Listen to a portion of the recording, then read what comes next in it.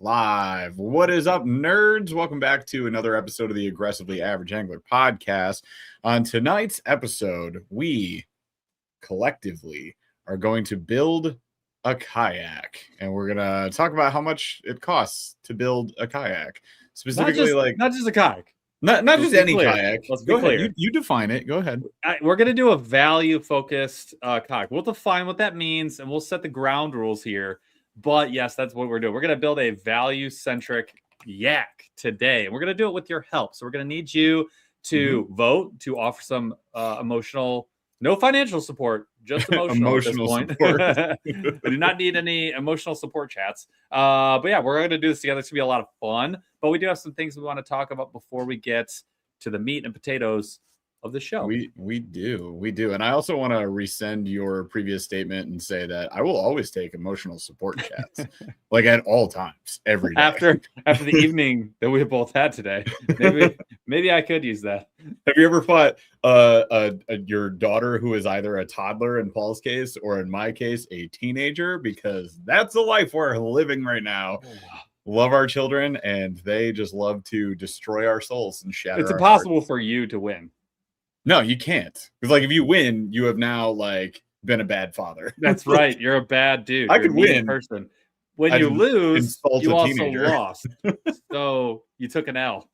Teenagers are so mean, dude. I'm just getting insulted like left and right, and I can't do anything about it. It's like I'm mentally winding up on this kid right now. Dude, she got me from the dinner table. We made tostadas. She's eating her tostada. She like makes her sister. We also had almost the same thing. Wow, that's crazy. Brother, it's Mexican night. Yeah. So I give her tostada. I'm making her sister's tostada. Her sister, my younger autistic daughter, is like on the floor, and I'm like, buddy, I need you out of the kitchen. Go. And I like was a little. I'm overstimmied. I know you are too. A little clipped. So she walks out, and then my older daughter points at her and laughs, and it sets her off. And she's like, I don't know why. Why is she crying? I don't know why she's crying. And I was like, what are we talking about, dude? And then she just stares me dead in the face. And she's like, I don't know what your problem is. It's not that serious, Dad. And I was like, I just went and made my tostada, had dinner. We're not talking. So, what's your problem, Dad? So this is life now. Anyway, it's fun times. I tried to talk to her about it later, and she was like, okay, whatever, Dad. No. I was like, cool. No conversation happening. How about no? How about no, Father? And then I just left. All right. Well, whatever. We're here now. We're going to have some fun. This is my brief respite from getting beat up by a teenager. Emotional baggage. Emotional damage. Let's get into the show. We got a lot of stuff to talk about. So, number one, Outdoor Gear Nerds is now live. There will be a video. Did we decide this, Paul? First video goes up Friday or Monday? Monday. I mean, I'm good for Friday. Monday it is. Tonight. Monday it is. Monday it is. And so Monday we will have our first review going up the following Monday, and every Monday after that we're consistent. So you're going to get one a week from us for now. Maybe that steps up in the future, just definitely not right now. But one a week, reviews, full reviews, no subjective nature. We try to like remove that from it when we do reviews on Outdoor Gear Nerds. We'll call it out. We'll say like, I personally may not have liked this. You might not care. A good example would be we did the Old Town EPDL. We don't like the rudder on Old Towns, but that's subjective. Some people really like the rudder on Old Towns. So we made a point to call that out. And, we just try to go like pros and cons based in fact. It's a little different than how we do it here, because this is us. This is just our personalities coming out. There will be slightly different. So stay tuned. Monday, get your first drop, and then the following Monday, we'll have another one for you. Fit to Fish is out now. It is available to register for. So what is Fit to Fish? Fit to Fish is a collab we're doing with Jake Suvak and his fitness programming company that he runs right now. He's a strength and conditioning coach. He has an education in this. He knows what he's doing. And he has a company called Wild Side Strength made for Hence the wild side. This is made for outdoorsy folks. So if you're an outdoorsman, outdoors woman, like you want to get a little fitter, you want to have a better time at the boat ramp, unloading kayaks, carrying around heavy stuff, fish longer days, recover faster, all those things, like this is for you. And we worked with them to put together a 90-day challenge. And is in this 90-day challenge, it's, just do a workout a couple days a week, basically just move. Like it doesn't require any gym memberships, no gym equipment. It's not like super hardcore. It's very like beginner focused. It's just to get you moving around, stretch you out a little bit, which is kind of the biggest thing, if I'm being honest. Get moving. And then just, body weight stuff, nothing crazy. Yep. So there will be some nutritional advice going on too. Just basically, if you want to get up and get moving this year, it's going to be a good move. It launches February 1st, runs 90 days, and we're putting together some cool sponsor prizes for that too. So just for participating, you get a chance to win some stuff. It's not like it's no race. It's not a challenge where you have to beat everybody else. You just have dangling a little carrot. There's a little carrot at the end there. Show up, work out. Who knows? You might win a kayak. We don't know. There's some prizes that are going to be on the line, some pretty big ones. We're even getting some buy-in from like Kayak Angler Magazine, Yak Attack, some cool companies. We're working on you guys. So stay tuned. There'll be more news about that. Again, launch February 1st. We're going to have Jake on the podcast in 2 weeks, Paul, 2 weeks, I think. So Jake will be on and he'll talk more about it. And then we'll really try to like get some people signing up. So you can get a chance to win some prizes. It's going to be a lot. Cool. Last up, I guess last two things here. Columbus Fishing Expo is coming up very fast, Paul. Did you know that? It's in 2 weeks. Yeah, that's why I was like, 2 weeks. We're going to be here? Hot dang, we're going to be in Ohio. So if you are in the Ohio area, if you want to go to the Columbus Fishing Expo, we will be there. We're going to be meeting up with a lot of cool folks. We're going to hang out with Dark Horse Tackle in the evenings.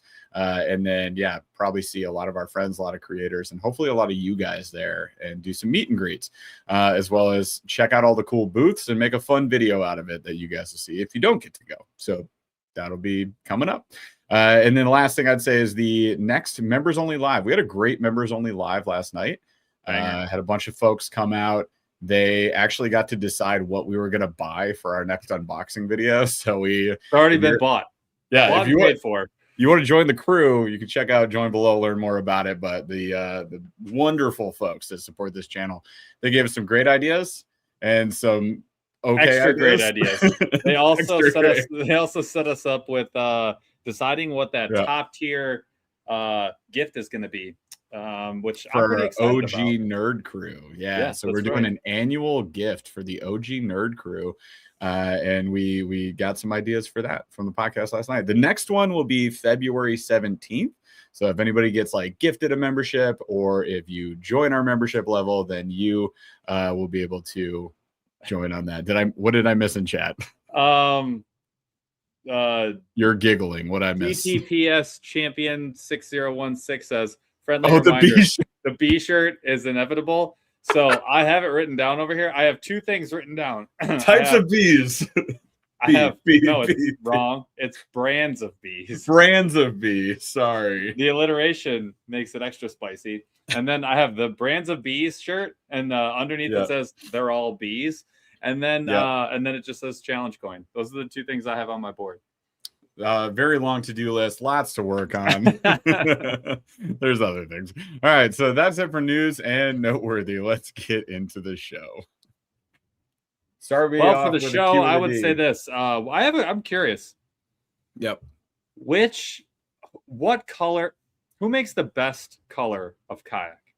Like what Native kayak Chartreuse camo. Brand and model has the best color out there? The Native Chartreuse camo. That is the one that came to my mind as the number one, which I think is slept on. But that Native camo is ridiculously good. It's incredible. I will say, Crescent's Ink Bonafides Blue.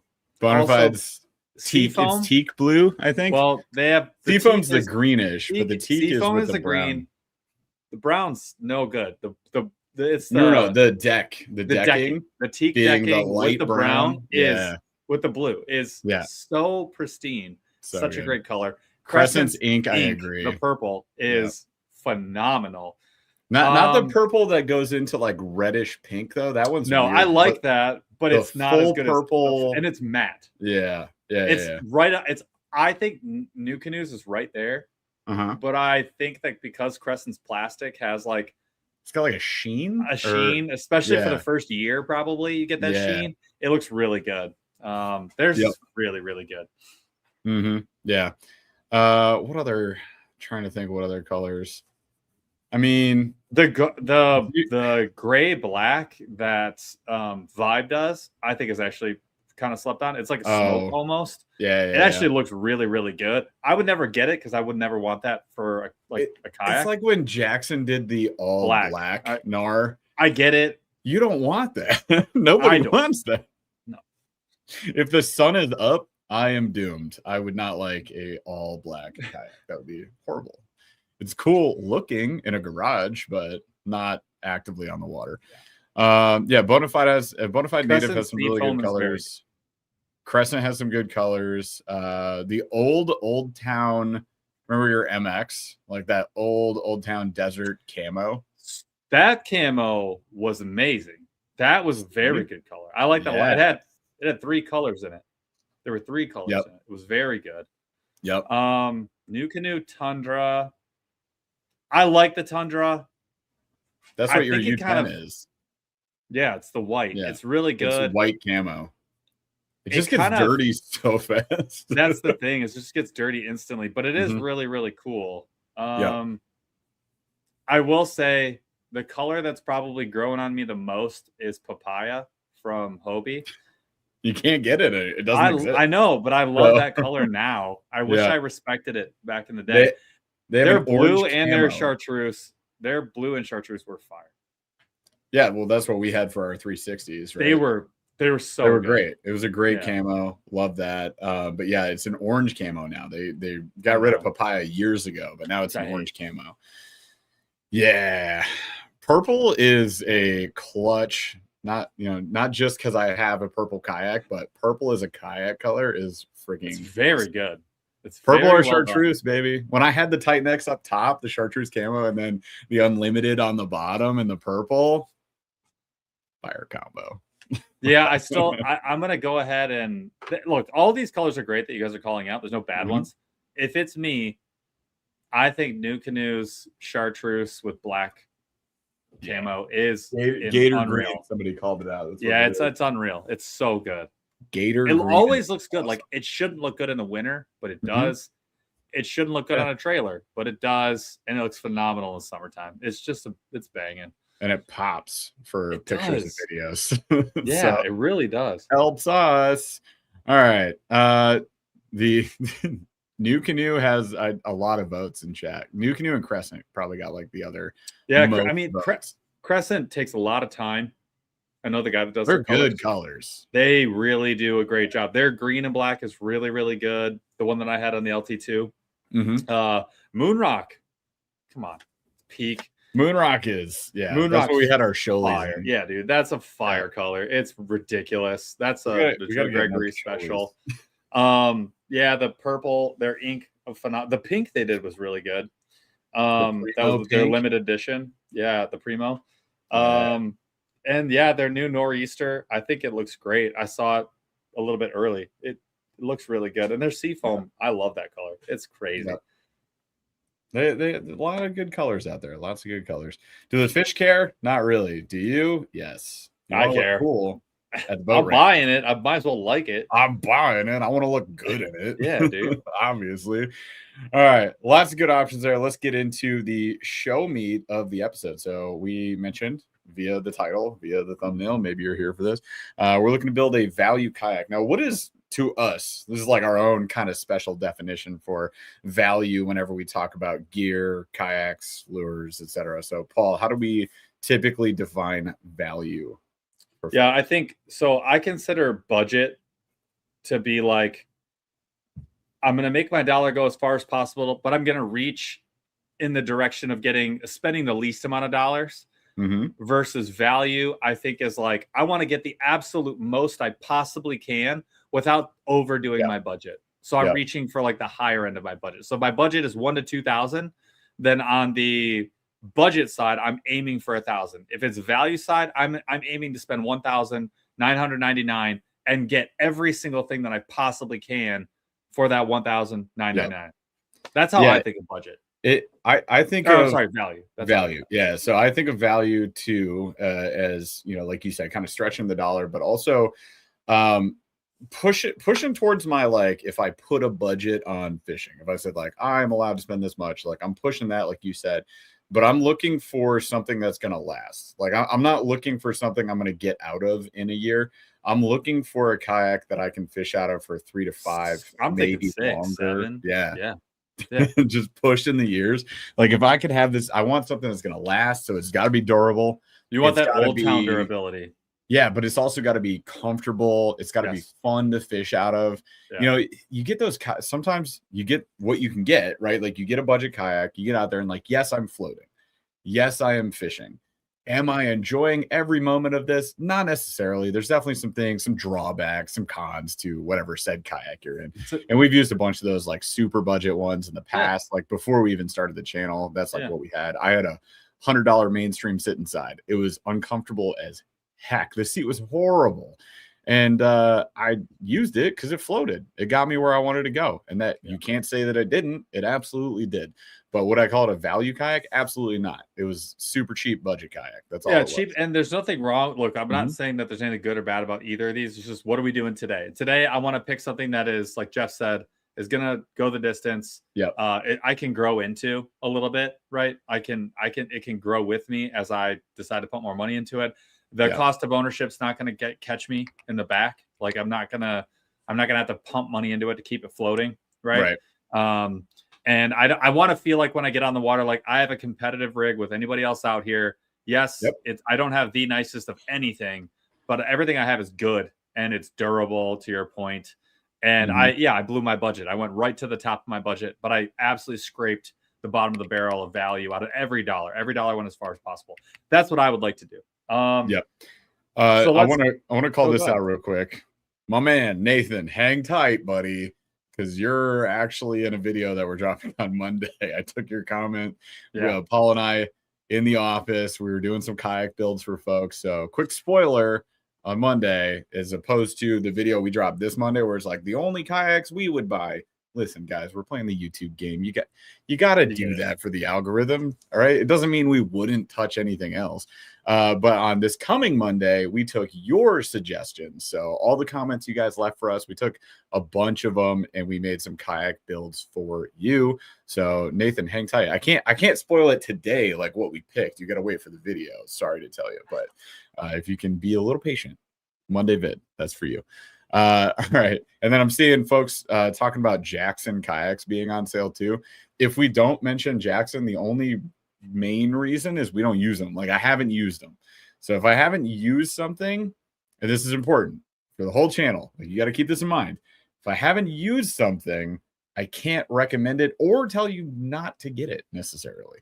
And if I don't know anybody who has used it either, because I might rely on secondhand knowledge there sometimes. If it's somebody I trust, I'll say, hey, you got a Jackson Bite, for example, is what's being brought up in the comments here by Carolina Bass Hunter. If I knew somebody that used this kayak, even though I hadn't, and I trusted their feedback, I might reach out to them and say, hey, talk to me about this thing. Then I can make a recommendation. So just because we don't mention something, sometimes somebody got mad about not mentioning Crescent in the video on from this Monday. Like it wasn't because we don't like Crescent. It's just like it didn't apply to that video, right? Or if I don't mention Feel Free, gets brought up a lot. I've never used a Feel Free kayak, so I can't talk about it. We've used what, Paul, 40 or so kayaks around there, and inflatables, like 40 to 50 kayaks inflatables. And that is, Paul tried to do an AI search to build a table of all the kayaks that exist, all existing models, like weight capacities, how long they are, how wide they are, like all of that, so that we could have all this data.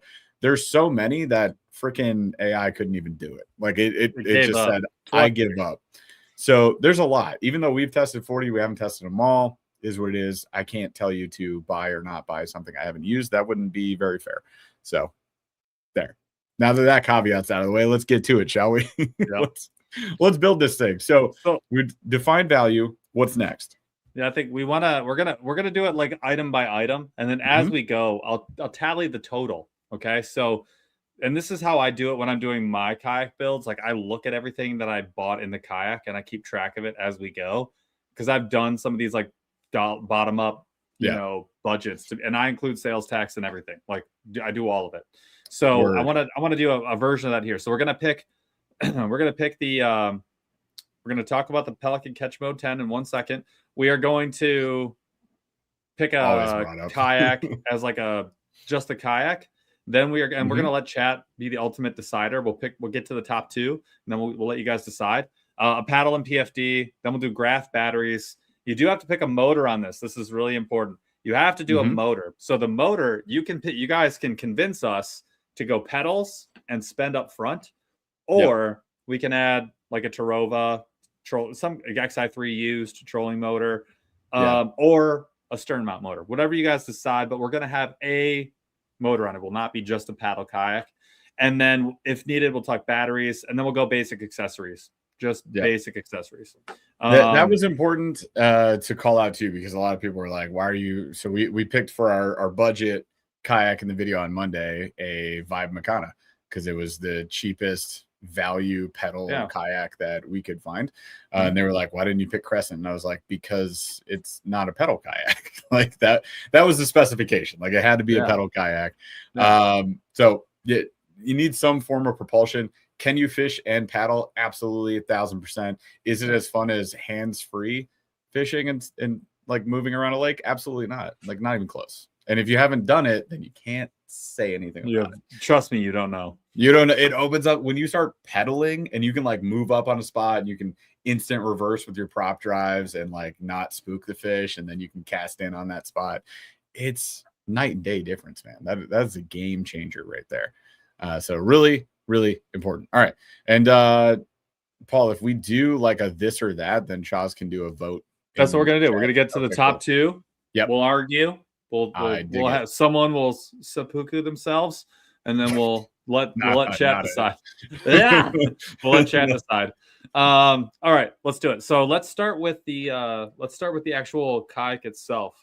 The base, the foundation. Yeah, we're gonna build it from the ground up. So I think we talked about this on our show. I think like the PWR is really hard to argue against when it comes to just like pure get everything you can for $1. Knowing that you're going to put a motor on it, it's hard for me to argue against the PWR. The things I like about the PWR are it's medium size. It's not huge, but it's not small by any means. Yeah. Very stable. 12'9". Like, very stable, right? 35-inch beam, 35-inch width. And built for stability. Like it's meant to be stood up and fished in. It's pretty comfortable. I'd say it's like not the absolute top tier, but it's like an 8 out of 10. It's the standard bona fide seat, but you can also for $159 get a full boat seat with a swivel. Sure. Have you guys seen that? But like value, you can't normally improve the seat unless you buy a Millennium seat for whatever it's like $400 or whatever, and then add that if it's compatible with whatever kayak you actually have. So if I were looking at a PWR, I might look at something like this here boat seat. Eco Fishing Shop, if you could just have a zoom function instead of an anti-zoom function, that would be super neat. So what I'm going to do instead is go to Bonafide's website because this is trash. But the always trying to make me get that XTR. Not yet. Not fooling me yet. But they actually have it displayed down here. There it is. So you can get this swivel boat seat. I've seen a few guys with it. They say it feels very nice, very comfortable. I mean, $159. Padded AF. Or $180 or whatever it comes out to from the MSRP, not if you buy it separate. If you buy it separate, it's $379. Yeah. But that looks comfy. Nobody's going to be as comfy as you. But scroll up and take a look at the PWR real quick. Yep. I mean, for me at $2,000, I don't know that you can jam anything else in here. And it really is like it's built to be built out, but it's great on its own. Like you don't need to have all the stuff, but knowing you're going to put either a trolling motor or a stern mount motor on it, I think that's pretty legit, man. So, I mean, I would put that out there. Some other, I think, I hate to say Bonafide again, but the SS127 I think fits the mold for this also really well because it does everything really well. It's a little bit faster. It's a little bit more paddleable. So I think it's probably a little more on the flexible side. Not as much as, I mean, it's a great lake boat, but I think this is a better lake boat. This leans more big water. So I think they're both really close when it comes to that. And then what are some of the other great values that are out there? I think that the only reason I don't are a value. It really depends. So I was just about to say the U10 is like a super good value, but you do have to motorize it, just like the PWR. Like that's my only thing with the PWR is like, if you're not going to put a motor on it, don't buy it. On the PWR? Or you'll be sad. Or the U10, I would say. Yeah, because you're not going to want to paddle it around. No. You should not use their pedals because they're not good. I think they discontinued them. They might still have them, but yeah, the new canoe pedals, it was just a pain in the butt because the prop is way in the back, and if you get weeds in it, you can't just pull a drive and fix it because it's way back behind you. That's what I meant. Yeah, so I think if you add a motor to it, but now that they also have the 4-bolt pattern plate, the power pole plate that you can add to the Unlimited and the U10 and the UMAX, like it makes it easier to you don't have to buy the EPS system necessarily. That's what I was going to say. Have your motor and then just add foot steering and you're good, or hand steering if you want to. But you're going to have a bunch of cables running around, but it's still which is okay, but it's way cheaper and it's still more modular. I think I honestly, if I go stern mount, it's really hard to not argue to go get the EPS system with the new canoe, but it is extremely expensive. Like it's very expensive. So that is a bummer. It really takes me out of value, I guess is my thing. It takes me away from like, I could do so much more with that money. Yeah. So the EPS, I'm trying to pull it up right now. What the? Oh, this is you can buy a kit now. Good idea. Hang on. There's actually kits. If you do an NK 180 Pro, so it includes the motor, battery, the EPS, motor, battery, and EPS, the whole kit. That's a 180. That does not include the new canoe. So you have to still have the new canoe. I thought that included the new canoe. I was like, what? They'd be giving it away for free. Yeah, the whole motor. You say that, free. But like if you think about it, the 1600 for the Unlimited. Yes. Plus an amped 24-volt 50 amp hour battery. That's not free. That's like a $500 battery. Yeah. Plus EPS, which is $500. Plus NK 180 Pro at $1199. So it's a lot. It's a lot. I don't know if the math is mathing like a good deal, but you can get it all at once. You're gonna add what, 1400 or whatever it is for the new canoe? 1650. I think the U10 is. If you got the U10, Unlimited is $1899. 4,000 right there.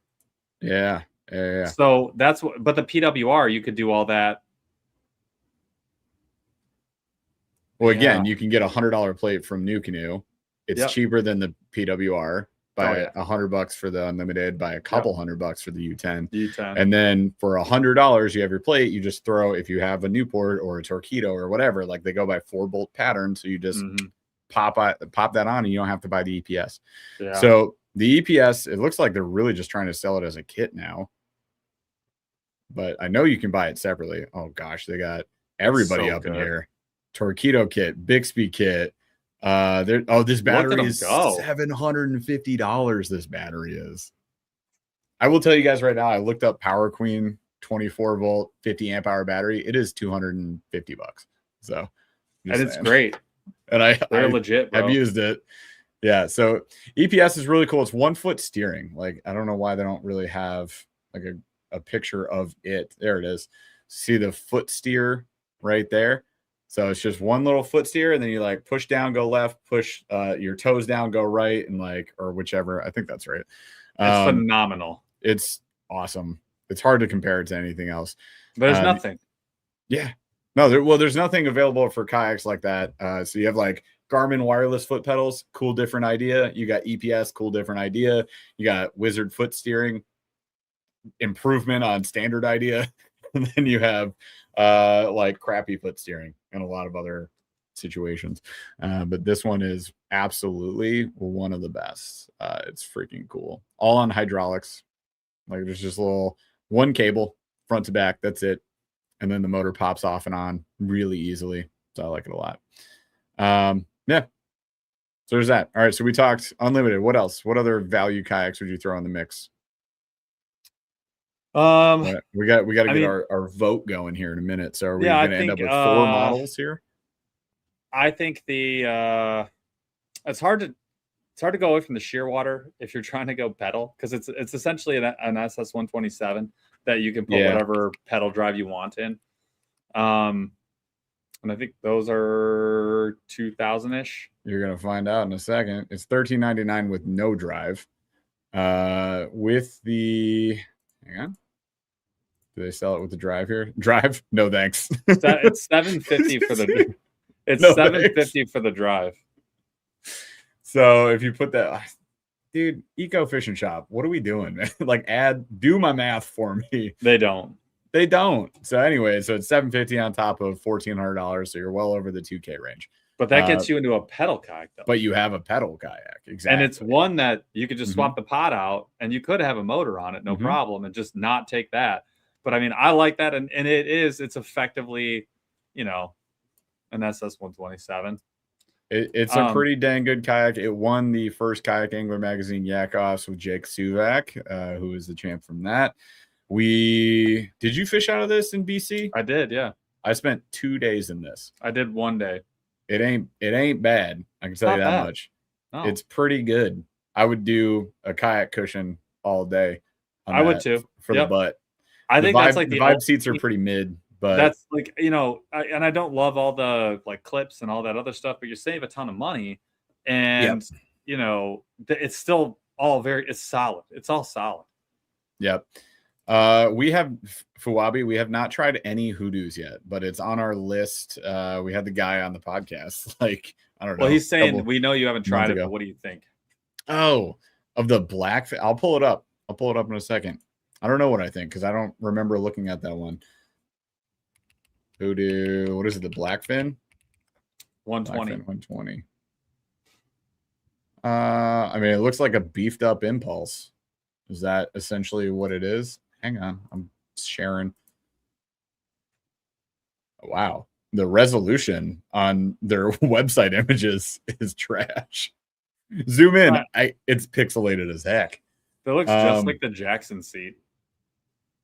Yeah, it's a super mid seat. It's not. So is the track. Space looks pretty good. It's on tracks. No, so it's got the same new canoe issue. It's like a native layout. That seat's pretty low. Too. It's low, and you're at the level with the pedals, which is going to be a little uncomfortable, honestly. Well, and I think so. You actually look at the front footwell. It looks open, but a whole bunch of that is actually the track on the inside. Like the track is super inside on this. That's like a new canoe, but a new canoe is like 5 inches wider. Looks like a rod, like your rod can rest on the sides there. I kind of like some of what I'm seeing here. I mean, I don't see anything wrong with it. The biggest thing that happens with a lot of these kayaks is you get the cheaper like fit and finish, handles, buckles, clips. There's my resolution. Look at that. That's way better. All that kind of stuff's usually not quite as good. And then the seat obviously is like there's not a lot of material. You're going to want a cushion after a couple of years, and you may have to replace some straps. But like if you're looking to save a bunch of money and your budget is the 1,000, the 2,000 total, to be honest, we're going to get these in the spring. I'm really excited because we will be testing. I really would like to recommend the Hoodoo Impulse more often, and I've done it just because I do have most people that have them are happy with them. Like the feedback we've heard is really good, so I have no problem with that. The only thing that sketches me out about any of these, and they are moving to hopefully do more production in the US, but the issue I have with a lot of aftermarket drives that are not from the main brands, as much as I don't want to be like main brand guy, I am, because their drives are better and more reliable, other than the Hobie 360. Heck, that drive, but the rest of the drives are great. Like the Propel drive is fantastic. It's you can maintain it just like a bike.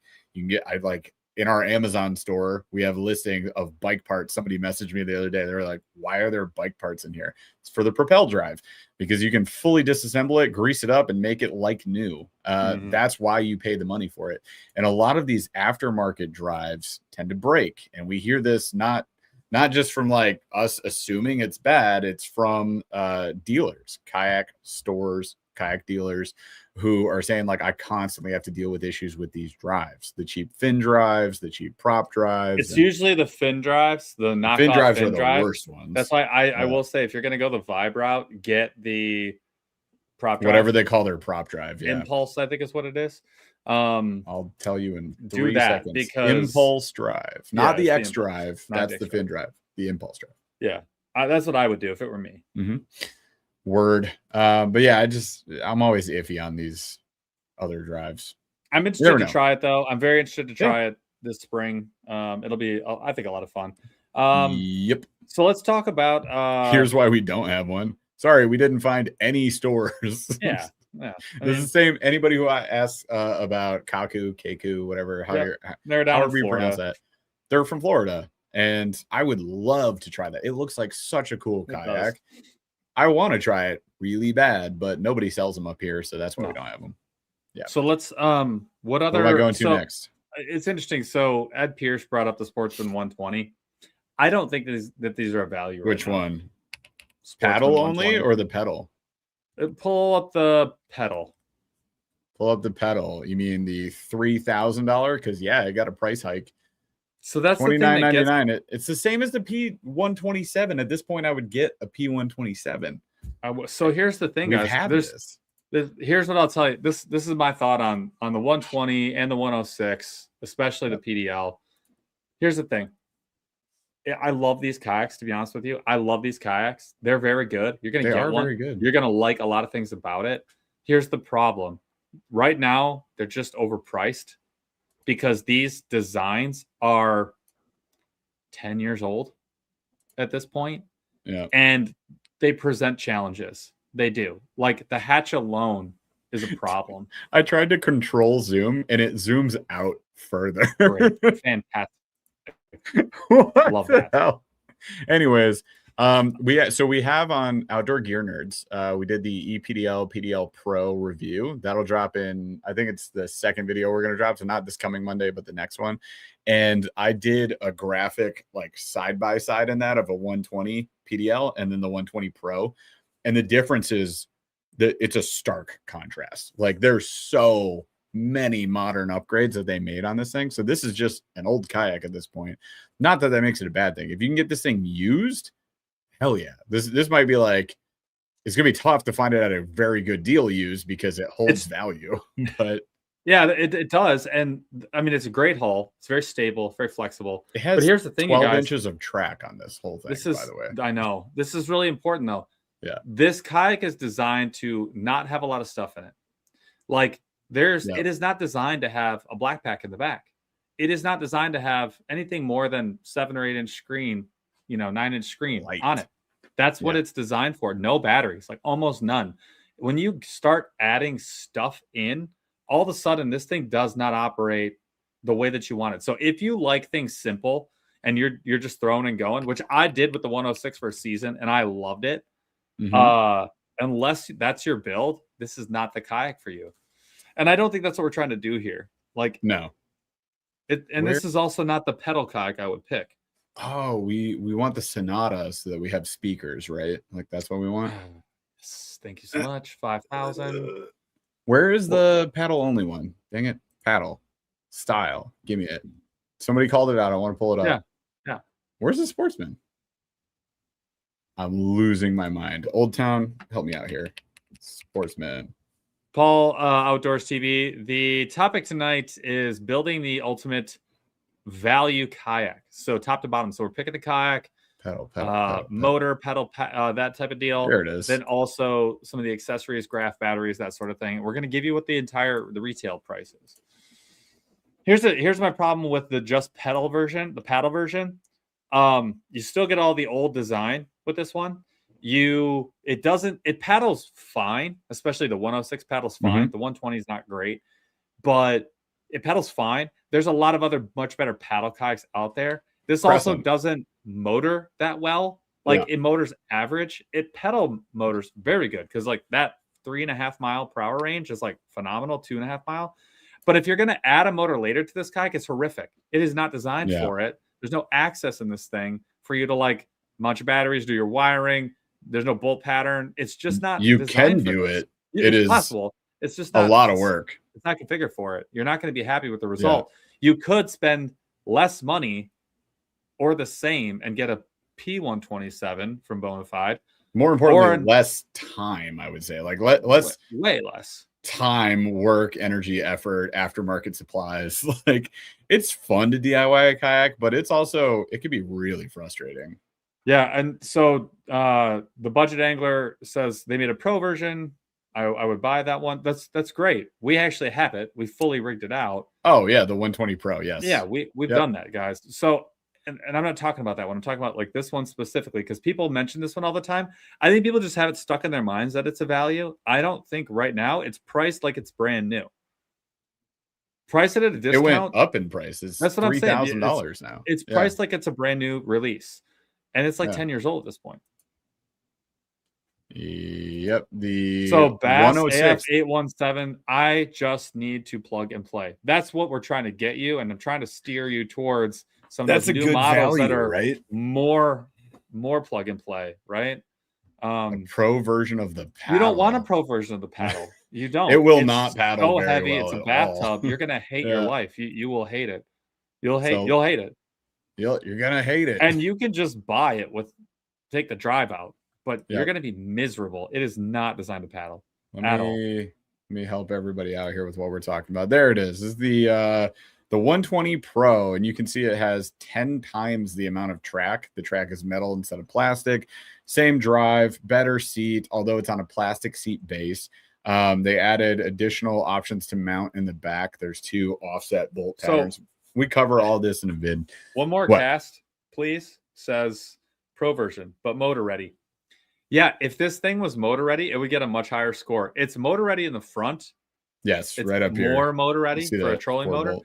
But in the rear, they still have 2 offset cockeyed. Like yeah, it's not motor ready because this rudder is in the way, and they can't change the rudder because they have like so many diehard Old Town kayakers that love this rudder. Like it's great for a lot of people, and it's not great for everybody that wants a motor that's center mounted. So Old Town can't win with their rudder at this point. They are screwed into a corner. They have to make 2 different versions of the same kayak, essentially, which is not ideal. But lots of cool amenities. It's just, again, value-wise, no, it's $3,600. Like the native Tight Necks can't be in here either. The Hammer can't be in here. They're $3,600. Like that's not value to us. That's big budget. That's tournament build. And the unfortunate side of this kayak is it's a tournament build, but it's like a light tournament. This is on the very low end of tournament rigs. You can see PWR is more rigged out than this thing is, and that's because it's more capable of dealing with it. It's designed. This kayak's just look. If you buy an Old Town, this is not a jab. This is just factual. Mm-hmm. I love Old Town for this. Their kayaks when they're empty, freaking tastic. If you bring like a couple 3600s, no crate, a Garmin Striker 4 with a 10 amp hour Naqua. Dude, you are literally looking at the best kayak for you by a long shot, by a moonshot. It's such a good kayak. Yep. A lot of people that are talking to us and asking for our advice are saying, I want a fully built out something, or I want something budget. If this was budget priced, I would say all day, but it's not budget priced. It's premium priced, which is to me, it's crazy. Yeah, value wise, like you're looking in that like 2K range pretty much. We defined value as something that I'm a platform I can get into that can scale with me over time. I can add stuff to it if I want to, and it's going to hold up for a long period of time, like 5 to 10 years, maybe. That's what I'd be looking for. Lots of other great call outs I'm seeing in chat. I think we covered most of our, so what are our voting on models? What is the foundation of the value build? The only thing that I would probably add in might be a Shoaly, because the nice thing about a Shoaly is you can, it's a little more expensive, but it's a really, really good platform. It takes a motor once you get it set up, it's a pain to get it set up. But once you get it set You up, have to drill through the kayak. There's no brass inserts. They'll never but it change that. motorizes But so well. Once it's motorized, once it runs great. And then you have the ability to just go ahead and fish the river like an absolute monster, like a beast. Lots of modern amenities to it. Yeah. You know, as with any kayak, there's a couple of drawbacks, but this thing handles current like no other kayak we've been in. The RVR is the only thing I think that, and the Flint maybe, I don't know, but yeah, haven't tested the Flint in the current, but or the RVR. We tested the RVR on a lake. Unfortunately, that was the only option we had. But I do want to test the RVR. I've heard enough. I've paddled it enough. I would say it's right. It's probably great, but yeah, Shoaly, RVR, like those are going to be your best river kayaks, hands down. Yeah, and you can still add a motor to it. So if you want to cover some distance, Drew Gregory has like 4 Torqeedo batteries in his Shoaly, and he just rips like a 7-mile trip upstream. It's surprising how much of a do-it-all kayak this ends up being, and it's just such a monster in the river. Like the stability's fine. Look at that guy. Look at that guy. Stability is fine. It's not the best. It's in that low, like top third, like barely. But seated in current stability, seated, it's phenomenal. You feel locked in. And you're talking 1650 brand new to you. Like, no, I mean brand new. So I mean, I honestly think that's a pretty high value personally. And you called it out earlier, like the plastic that Crescent uses stands out. It's the best. Like it's all kayaks. I think it's the best. I think it's the most durable. You can drag this thing for years and it will not fall apart. Yeah. And the other thing I like about this when we talk about value, it's not a kayak that you've, just like we're talking about Old Town. And this is cheaper than their paddle kayak, but it's brand new, like new amenities. And this is not a kayak as well that you have to add stuff to. Like the cup holders are there, the bump board holders there. Like you don't have to add a lot. So I don't know. I don't think this one would win. Yeah. But interesting question. I have to say it. No, 100%. Interesting question from T-Budget Angler here. How's the Smalley Shoaly stand stability compared to the Old Town? The Old Town to me is a 7.5 out of 10. It's pretty good. It's at the bottom of the top tier. It's very good. Yeah. The Shoaly I would put at like a 7. It's like just under that though. It's not as good as the Old Town. The Old Town is more primary stability. And the Smalley.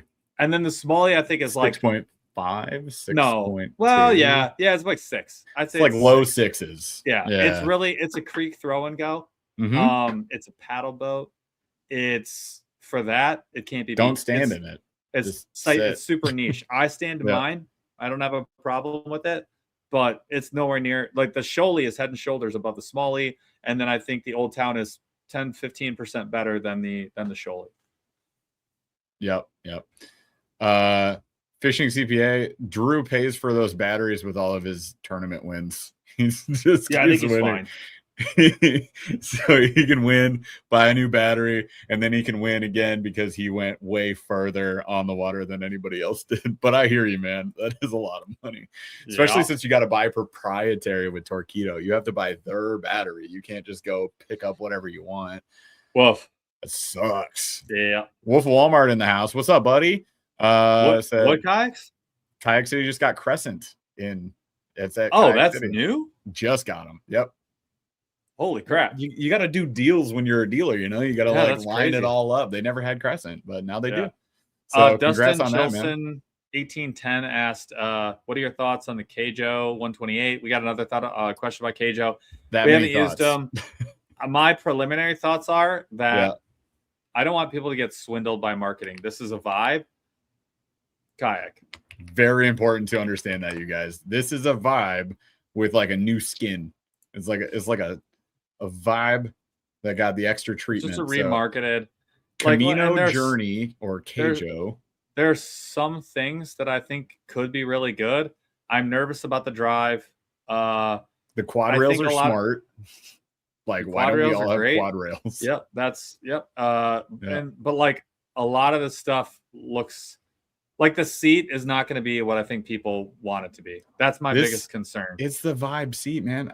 With a little bit of padding. It's got a little extra padding, to be fair, but I thought it had the perch. One of these has the perch platform. I hate the perch platform. I don't know. Me too. Some people like it. So no offense if you like it. For me, I really don't like it. People were like, calling us out on that inflatable wilderness systems that we had. Yeah. Because I had the perch seat, and like I tried standing on it. Man, did I feel It's too stable. small, and the kayak's just not built for it.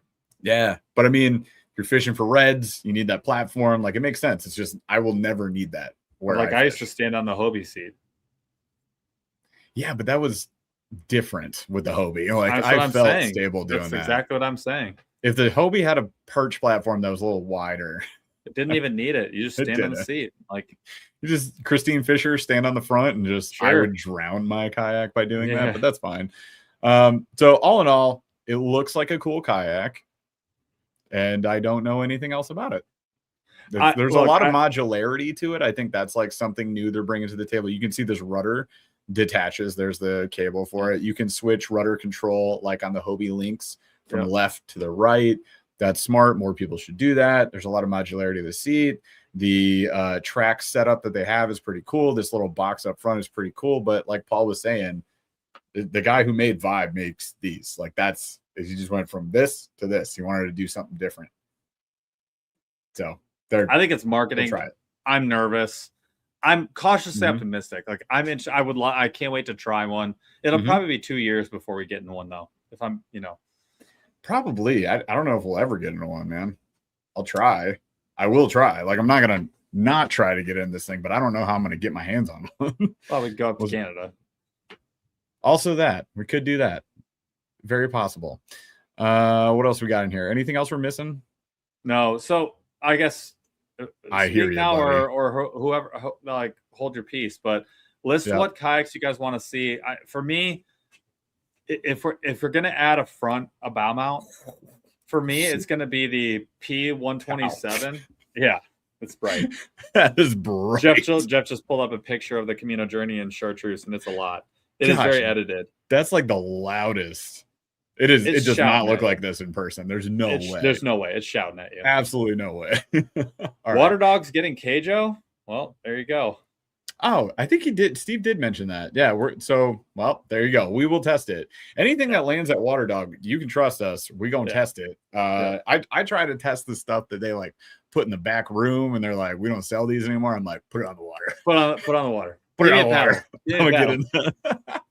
What was the Pelican, the catch mode? Yes. The first catch mode we took tested? The outdoor one. It was the one that had been sitting outdoor for like 4 years. It was like missing parts, and we're like, let's go. Let's test this sucker out. Give me that. It was like full of bugs, and I was just like flicking beetles everywhere. Yeah. Which one would you pick, Jeff, for highest value? Any kayak? All right, so out of any kayak? Well, what's our lineup right now? Because that's pretty much where I land. So we got the PWR. For me, PWR is up there. I think if you want to go pedals, it's probably the P127, maybe. P127 for I think it's a great platform that you can build on really easy. You can add a motor. I think that's a good choice for pedal, because basically, other than that, like all in the 3K range, you've got the Old Town 120, but the old PDL, not the new one. That's 3,600. And then you've got you're essentially dropping down to like then your Vibes. How much was that? Did anybody see the price on that Kajo? I totally forgot to even look at the price. 2K, not pedal. What's their pedal one? $26.99. So it's like the in line with pricing on Old Town, actually, because the 106 versus a 116. The 106. The 106 is $26.99. Yeah. The Kajo Terra, which is also not a kayak, it's a hybrid skiff. That is 26. All right, hang on. What's their kayak one? The Outpost 128 PDL is 2000. Where's the pedal drive? 2000. The pedal drive is $899, and it's a telescopic pedal drive, which that's what I don't like that at all. That's a problem for me. So that's 3K. So you're going Kajo or P127? P127. Exactly. Now I would like to say native Titan 10.5 for value, but is it value? No. That's the thing. The price the Titan X is still the 10.5 foot Titan X is still like $3,500. So that's a big deal for me. I don't think that's in contention. Like that extra $500-$600 is, you know, so what about the new battery motor, something like that? What about the U10? Because I think the U10's crazy value. I think the Unlimited's crazy value. I was gonna say I think the Unlimited is I think the U10's great. I think if we're talking value, longevity, it's the Unlimited. Like, but I will raise my hand. Yeah, we want to keep the river in mind, which is why I'm kind of gravitating towards the 10-footers. I understand, but also having had the Unlimited on the river multiple times, it's not bad. Fantastic. Yeah. Like it's not motorized. It's fantastic. Motorized, but also like when you're going through like rapids area, you're not feeling that. We don't have crazy rapids or anything, but like I just dip the paddle, man. Just steer with the paddle, motors up. And like I had no problem on the Susquehanna on my but if they told you had to paddle the whole day and do any kind of upriver, bunch of cross river, you'd be sad. Like that would suck. That's why I'm like, absolutely not. If somebody was like, "Hey, we're going upriver, it's all flat water," you'd want the Shoaly. Like that's a big deal. Like, bye. Yeah, so that's why that's the only reason I mention it. I'm not saying we have to. I'll just mention we're going to motorize this one though. So yeah. No, I think the Shoaly belongs on the lineup. I think that we need to line this up to get chat voting on them. So we can do 4. So I would say PWR. I would say P127. Well, yeah, PWR, P127, Shoaly, and New Canoe Unlimited. Is that fair? Are we missing anything, you guys? We just talked about a bunch of them, so just want to make sure. I think that gives you a pedal option. And by the way, if you do the pedal, you don't have to add a motor. But if you don't add pedals, you do have to add a motor later. Yeah. So you're going to save a little bit of money going pedals because it's only you don't have to buy the battery. And it's like $1,100 for the cheapest motor, kind of, and you're under that price by $300. So you're talking $800 savings, less expenditure, going with the P127. Just think about that. Let's do PWR on the river is going to be okay. It's going to be moderate. I think it's going to be not as good as the Unlimited. It'll be the worst on the list. That being said, if it's motorized, I don't know that it matters that much. There's so much room for forgiveness when you're motorized. I'm like a normal river. I'm not talking like the rapids. Like if you're going through like class 4 rapids, don't do a PWR. Wolf of Walmart says RVR. To me, the RVR and the Shoaly are interchangeable. He's got to call it out. I say because they're the same price. They bring a lot of the same things to the table. They do it in different ways though. So I mean, I think Shoaly / RVR, those are the same to me. I put them, it's like, which color do you like better? Or do you want to have the front and back anchor river drop? Kayak. Then sure. So I don't want to make this the bona fide show, but somebody called out SS107, SS127. I would go with that. This doesn't break my budget. It doesn't feel like to get to the 127. And I feel like a 12-foot kayak $400 off of a PWR. But I feel like that gets you into like that premium class of like, I can grow into this kayak. I could gain 100 pounds and still fish out of this kayak. I could gain 100 pounds of tackle. So I'm saying, if I have the choice without spending a bunch of money, just like the Unlimited, I love the U10. I have one. It's great. It's like one of my favorite kayaks. But I would take the Unlimited. I would take the extra 2 feet. Yeah. Fair enough. Let's do those 4. I like those. Yeah. Somebody called out Slayer Max. Oh, he's got it up. It's too late. We haven't used the native Slayer Max. Yeah, we're going with those 4, but I just wanted to look at the Slayer. I remember when the 10-foot came out. So hang on. I just wanted to pull it up. Because the Slayer Max is the 10-footer.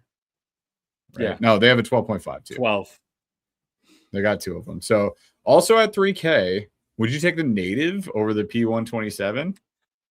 So here's the thing. If I'm only doing lakes, yes. But if I need a flexible rig to do rivers, I'm not picking that. Because the P127 is more well balanced. Is very paddleable and it's fast as hell. It's fast. This thing's heckin' great for the lakes and ponds, though. But I just to be clear, this kayak is awesome. It's awesome. And on the used market, you can't get more for your money. Yep. When people say, what should I get on the used market? This is what I tell people. Slayer Max, like all day. All day. If you want a pedal, kayak. Oh my God. Yeah. It's a great option. And but even without, you're buying a discounted Hobie Pro angler. Yep. Because keep in mind, like we're talking about a value build is again stretching the dollar. So imagine you have one kayak like for 5 to 10 years. It's not you're not swapping it out, grabbing your river build, grabbing your pond build, grabbing your throw and go. Like this is imagine you have one kayak. Yeah. So you're going if this was the one, I can tell you when I had my Titan X, that sucker never touched the river because it was an awful riverboat. Like if you were on big wide rivers, kind of slow moving, but like on big water, it's untouchable. It's untouchable on the lake, though. So good. Absolutely. So just that's I urge people to think about these things while they're making their decisions. Like it's not just the one instance. It's like, will I be car topping this in 10 years? Yeah. Dude, this is wild. Dude got one half off, used it twice. What? What's that? I think he's saying that he got the Native Slayer Max for half off and he's only used it twice. Which is freaking wild, dude. If you got that deal, $1,500 Native Slayer Max that's crazy. That's nuts, dude. CK2 Venture is another one. This comes up a great lot. Kayak. It's good. It just go ahead. You say it. You know all the crescents really. It doesn't have the amenities. It doesn't have the stability. It's really, really good at what it does. Just like a lot of crescents, more niche. I love crescent. You guys probably have picked up on that. I like crescent kayaks quite a bit, but they are niche. And so when we do recommendations for everybody, I'm thinking about every situation. If you're going to motorize this, you're not motorizing the CK2 Venture and having the same experience as a PWR. You're just not. I think the CK2 Venture is a great kayak, and yes, you can definitely do it. You can. And you're going to save some money but you're also not getting a lot of those amenities, the pre-wiring, the track, the foot steering, all that kind of stuff's just not included. You got to buy plates to do everything. Like that's all. Don't worry, I'm helping. Here you go. There's also no front pod. It's just a little net there. Yeah. Like Paul was really saying, very back end, very bare bones. It's kind of like an unlimited, but you don't get the stability or the track. Or the ability to load it up. I mean, it doesn't have that high. Yeah. Of the it's 600 pounds, but it's for two people. It's how it's designed. Like $100 difference between this and the unlimited. Same weight. I'm 6-inch difference on the width. If you were like, hey, sometimes I like going out with my kids. I paddle all the time. I love to paddle. I'd be like, this is the kayak for you. Like we're done. Discussion over. Yep. This is pretty niche, guys. It just that's all. Yeah. All right. So where are we at on voting? Because I think I don't know. We only have 31 votes. Oh, we gotta get some votes going, you guys. And it's so close. The Unlimited's winning by like literally one vote. Barely nudging out the Shoaly at this point. Wow. This is a house divided, my friends. It really is. But the PWR 127 is like 1 vote away, 2 votes away from this. Like if these are Hogwarts houses, Paul, which one is the Shoaly PWR P1? PWR Slytherin. PWR and Slytherin. Unlimited is Hufflepuff all day long. That's what I was gonna say. Shoaly is Gryffindor. That's what I was gonna say. Is Ravenclaw. Whoa. Let's go. That's why I want the PW. I want the 127. I think you killed it. I want to be Ravenclaw. 100%. Ravenclaw's the intelligent house. You know, you gotta go with the smart guys. They get it, saying, bro. They get it. I'm wise. I got tactics. I am wise. This is dead even at this point. You guys are a little ridiculous. You're not. This is great. It's 26, 26, 23, 26. 25, 25, 25, 25. It's a dead tie. It is a dead tie. 38 votes in. It is. Oh my God. Freaking knuckleheads. Hey, you know what that tells me? That tells me we made good picks. I think we're on point. I think we have done some things. These are ones we always call out. It's one of these 4. The Unlimited keeps tiptoeing ahead. 31, 29. Oh, it's dropping.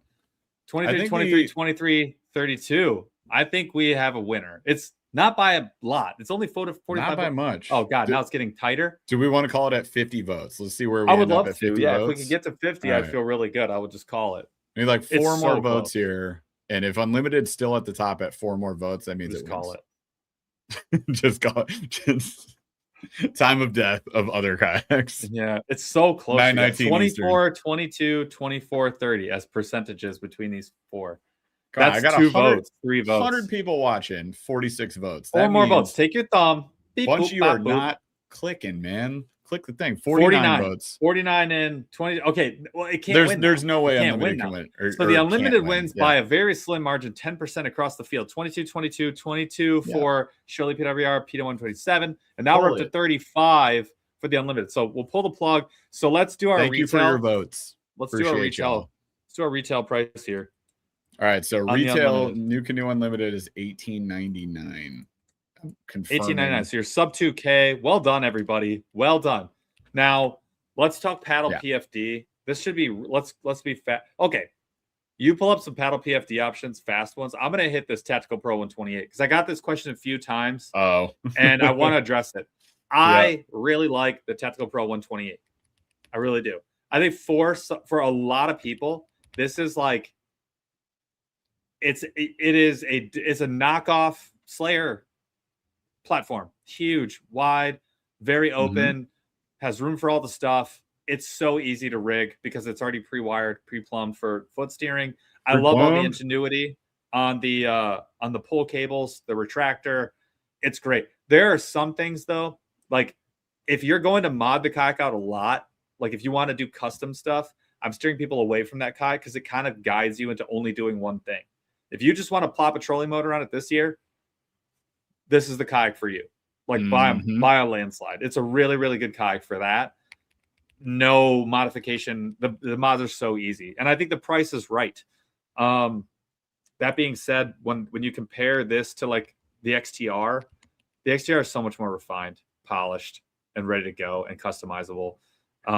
Same with the unlimited. I just feel like it's got a little more. It's not the stability is crazy good, but I don't know. Yeah. I'm probably going around spending a little more to get something a little more refined is basically what I'm saying. And also the thickness of the plastic has me a little suspect, just a little. A little sus?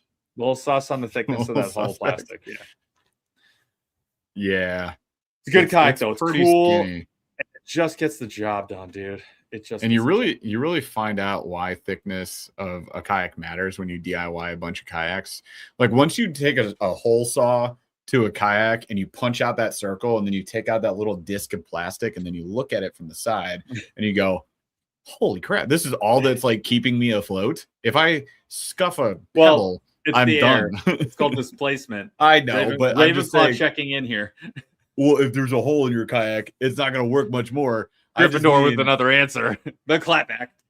Yeah, not what I was talking about, buddy. I realized there's air in there. But that plastic is all that's like keeping me from not being submerged. Yeah, if there's a hole in that, I'm toast. And if it's super skinny plastic, like I never have that faith. Plus, if you're going to motorize it, then that motor is adding torque and flex to that plastic over time. That's going to degrade. And the budget angler also called out, if you're going to add wheels to the sides, that's a problem too. Yep. That's when it just falls apart. Right? Now, I'm not saying it will, you guys. To be honest, everything that I've done with it, it's great. But if given the choice, which is what you guys are asking me to do, I'm spending a couple $100, which is what I'm doing. Get one of these, which I'm getting some of these other options in a lot of cases. Now, if someone was like, I have everything already, I'm going to slap these two motors I already have on there. I'm like, dude, can you beat that? You literally just like the day you get it, 4 bolts on the front, 4 bolts in the back, plug some stuff in, and you're like, hey, look, I just built a tournament kayak. Have a nice life. Like that's that's sick. All right, so let's talk paddle PFD. So paddle wise, what are your thoughts? Because I immediately go to I know exactly the bending branches, Angler bending branches, man.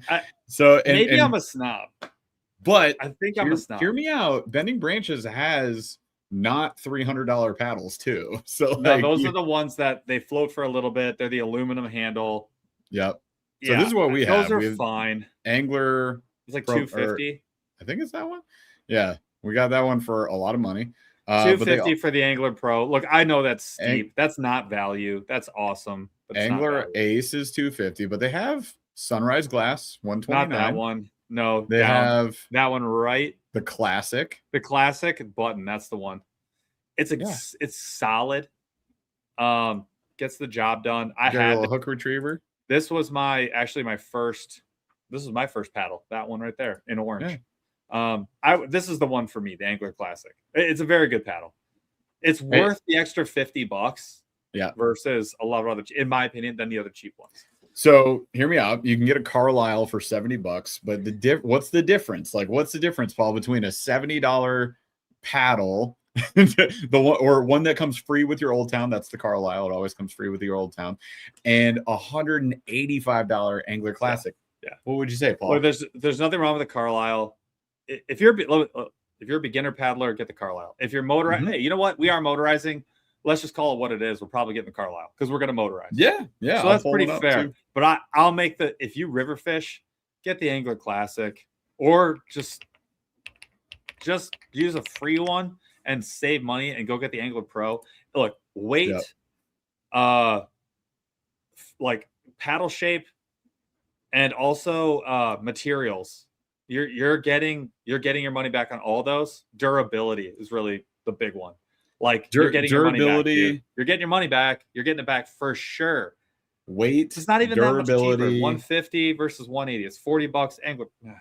This is the one that typically comes with the upper echelon Old Towns. It was fine. Yeah, it was fine. It's fine, but yeah, a big difference you're dealing with is also this shape, but like how well it moves water, the weight of the actual thing, sometimes how you can adjust it. So like if it floats or not, how long it floats. The Versa adjustment on bending branches is freaking awesome. Incredible. It's just like a little twist and adjust versus the snap buttons. So, I mean, infinitely adjustable to whatever your needs are. So, yeah. Hot Take says, DeBurley, paddles are overpriced, especially if you have a motor. Yeah, if you have a motor. Yeah, if you have a motor, I'm kind of with you. I wouldn't, at this point, I'm not doing the Carlisle over the bending branches. I would go bending branches just for reliability purposes. But always, let's say we were doing a cheaper Carlisle, which they have. Where are $100. You get it like this shape of pad, the Day Tripper. I'm already out, dude. It's so different how it paddles from like this upper echelon Carlisle. So if you haven't used a nice paddle, you'll notice. Trust me, as soon as you use it, you're gonna be like, oh my, how different. There's a question. When are we doing the native hammer demo? This spring for sure. Well, we're getting one. Yeah. So it's not just a demo. We're actually going to get one and rig it out. So that will be coming very soon. So Crick Fisher, we got you, bud. People have been asking about it. People, asked why it wasn't featured in Monday's video. Again, haven't used it. It's brand new. Almost nobody's used it. I know 5 people that have used it, and they just got on the early list with native, and they lucked out and got it. So we will test ours when there's not ice and snow everywhere. Yeah. I can actually get a little bit of ice is fine. The whole sheet of ice thing, can't really kayak fish for that. Maybe we take the kayaks down to the ice, Paul. What do you think? Let's talk cool. Why not? They'll slide across it. It's fine. All right, PFTs. Give me some ideas because I'm not actually sure value-wise where I want to land with that. Well, I mean, I don't know that you can beat value on well, I mean, like a freaking NRS Chinook that's always the one, sale. like, because it goes on sale all the time. You can usually find it for $100. So comfortable. It's very, very, very, very good. This is where never people cheap out, and it makes me kind of mad because this is the thing that you'll never not have with you. Like, look at all these options. So many options. But Onyx is the cheap one that's the cheap one. It's not very comfortable. I had the Onyx Angler for 3 years, Paul, I think. Push that sucker to the limit. It retains heat like a mother. Yeah. And you just profusely sweat. And it's just not as comfortable. It's a little heavier. And the Chinook, I have never looked back since getting that Chinook. I'll get another Chinook. Like, this is hands down. When I was getting into kayak angling, looking at forums, like the #1 PFD that came up, and then I got it finally years later, and I've never looked back. It's phenomenal. I love it. There's lots of great options though. Like, don't get me wrong. What are you seeing for pricing? It's an average of 120, like $120, depending on where you get it at. There's this one is the only one that Tackle Warehouse calls or carries, and I think it was Cam. I forget Cam's last name, but Cam, who is in the KBF circuit, he like always wins. It's really good, bona fide guy. But anyways, I think he was advertising this Blue Storm. So I don't know. It looks interesting. It's got like that mesh shoulder situation going on. They got a couple different ones. They do have like a standard style one. Let's see if this takes me to Yeah, TW. So TW actually has under boating accessories, PFDs, and then they have the guy NRS, a couple different ones. This is like expensive NRS. That's like the uncomfortable version. There's the Chinook, like brand new Chinook, $180. Just buy a used one, or like not necessarily used to beat up, but like an on sale one. Yeah. And you can get it for $120. Yeah, look at this kinetic one is insane for $100. Thing is pretty nuts. Yeah, Looks interesting. Stolquist Fisherman bangs. I love that thing. It's so good. It's like molded to my body. I love that thing. They were clearancing them at Water Dog for like, I know, they were 25% $60-70 of the full price. Yeah, I was like, Jesus. Carlisle Magic at 145 and then Chinook at 120. All right, there you go. So let's talk. So what's that, like $300? You get your paddle and PFD? Yeah. That's not under. That's pretty good value wise, and they're gonna last. That's the big thing, is like decade easy. The Chinook will last as long as it's allowed to last. What is it, 3 to 5 years or something? Coast Guard recommendation before you replace it. So that'll last a while. That paddle will last you unless you break it, leave it at a boat ramp like Paul has done, drift it down a river like I have done. you pick your poison, you know, however you want to dispose of your stuff happens. All right, let's talk motor. Yep. Let's just let chat decide what type of motor. So are we going trolling motor, Garmin force current, or are we going like Newport / Torqeedo stern mount? Sorry, I was reading chat. What? What type of motor? Are we doing a Garmin force current, Newport Torqeedo, or a trolling motor? Now remember, we're doing the Garmin. We're talking about an unlimited. We are talking about the unlimited, but I don't think we're doing as much as the Garmin can do. It's hard to say. Can you call it a value build at that point? Like that is a premium value build at that point. You're going way up. It's because you're comparing it value. You're comparing it to two motors. So yeah, I don't think it's a value. I don't think so either, because I don't think if you're going for a value kayak, you're not doing two motors. Like you're doing one at most. And I think if you're talking value, you got to go bow mount. Like what is the thing that's going to be the most versatile? It's not the stern mount motor. It's the bow mount motor. And you're going to get a Minn Kota Tarova for $15.99. For most people. Now, for some anglers, they're going to say, I'm a river angler exclusively. Newport 180 Pro. Not a question. I'm a big water angler exclusively. Newport 180 Pro. I do trolling. Newport 300 if you got to go distance. Yeah, 300, whatever. Yeah. For both of them, I'm probably getting the 300 unless it's just too small of a kayak. Yeah. So, you know, but when it comes to just lake fishing, yes, I did. Torqeedo, no idea how to spell it. You were close. You just need another E. We probably should have put Newport in there too, but all right, Torqeedo, Newport, you get the idea. That kind of motor. All right, what were you saying, Paul? Sorry. So yeah, no, I'm like, for me, you could still go like 3 to 5 miles an hour depending on your kayak. We'll call it 4. You go 4 miles an hour in a lot of kayaks. Unlimited will go 4.5 with a bow mount. That's fast. Yeah, you can put the 100 amp hour battery on there and just be good all day. 2 days, no charge. Yeah, and then when you get to your spot, you just go ahead and you spot lock it. Plus, you get the quick release, which I think is a huge deal. Chaz, add Newport in case there's people going, I don't want a Torqeedo, I want a Newport. And we'll repull it. We're gonna repull it. So trolling motor one. Repull me. I'll repull you. I'll repull you. Give me somebody while I'm waiting. Give me somebody to pull while I'm waiting. Whoa, dude! Stop it. Never. All right, we're gonna repull it. And so trolling motor was winning all times. It for sure is. So trolling motor was crushing it at 60% on that one, but we're gonna run it again. So this time. So Chaz, let's put it in as bow mount trolling motor, and then you can put Torqeedo, you can put Newport, or you know what? Skip that. Let's go stern mount motor.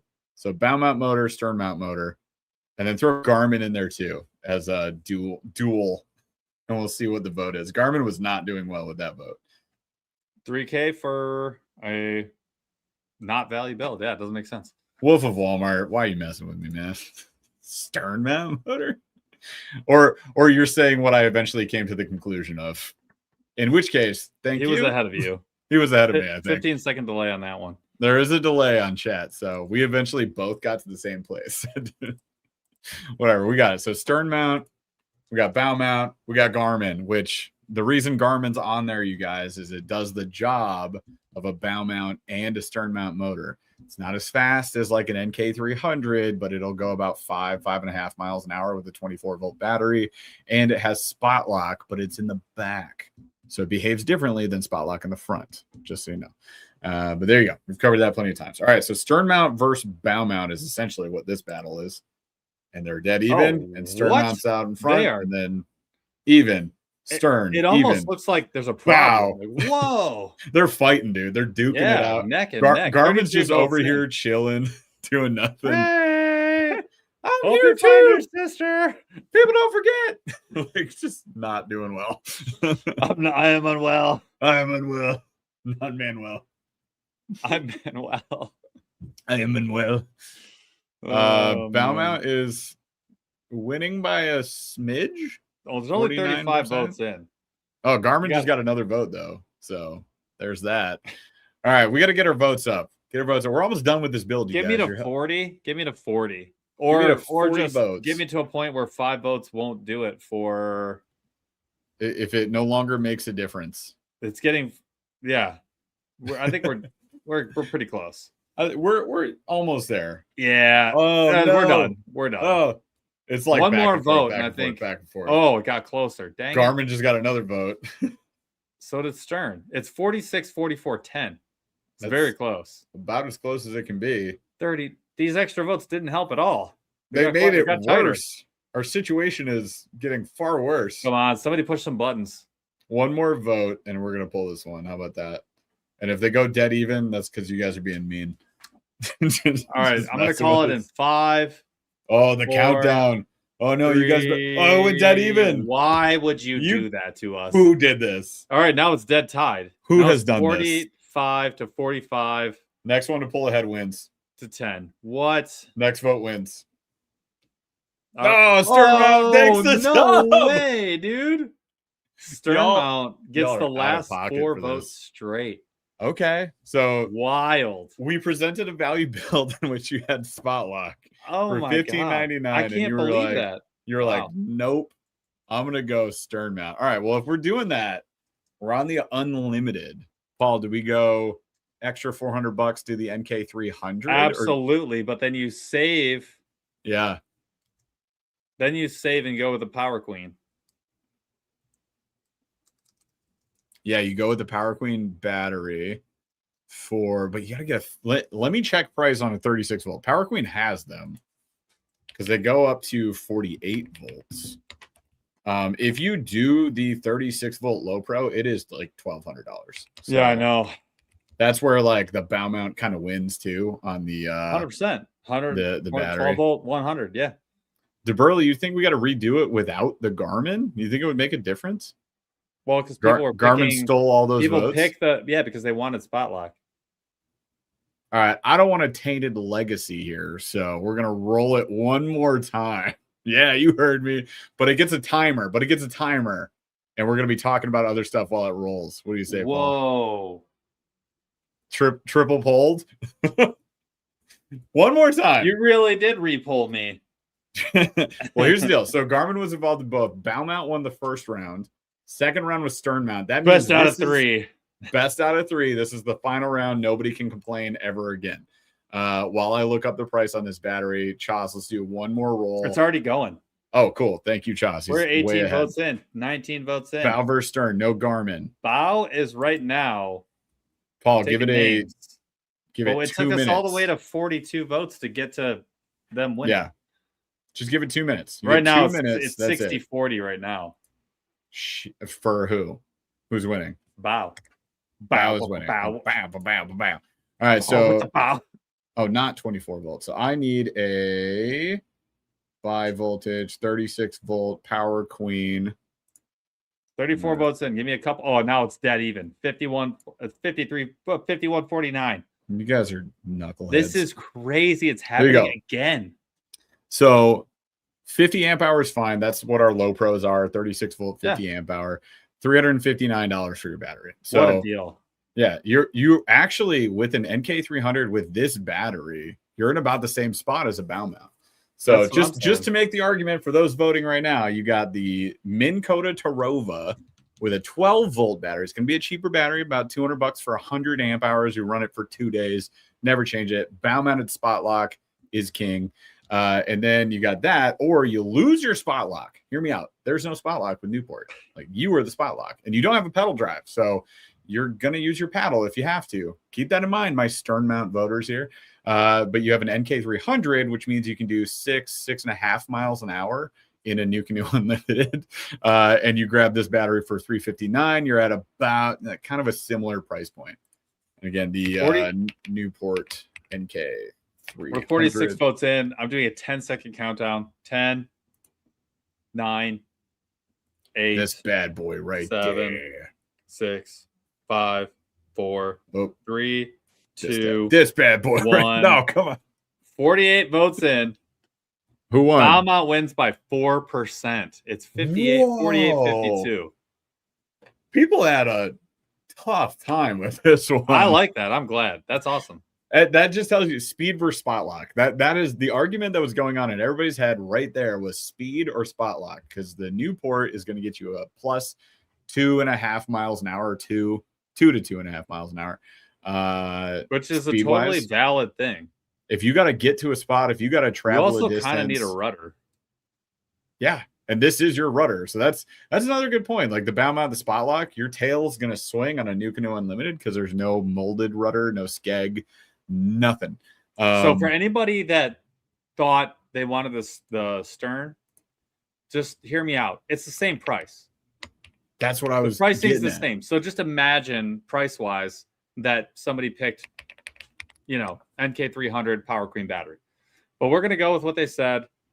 And we will do, I'm saying it's the Tarova, no questions asked. No questions asked. This is a 36-inch shaft. So for about 6 months, you had to mod these. And we actually ended up with a modded power drive from Minn Kota. Not ideal for kayaks. Will it work? Absolutely. Is it still a good trolling motor? Absolutely. It's made for boats. It's not made for this. And specifically, the release mechanism is a pain in the butt for that thing. It's got 2 different buttons to use. So we had to do some crazy finagling. Paul figured it out, and it's capable of working. But with this one, it's a single pedal, single release on that. So it's much easier. Drill a hole in it, put a carabiner on it, put a little rope, little string, little cord, paracord or something, and you just pull on that, or spectra cord if you want to. There's a bunch of different ways you can rig it up. Spot lock is nigh incomparable. Like this is top tier spot lock out of all the spot locks out there. So it's pretty good. I have the XI3. Tarova's better. Get a Tarova. Tarova is better. Is it better for the money? It's a little more than the XI3 was. XI3 was $1349. This is $1599.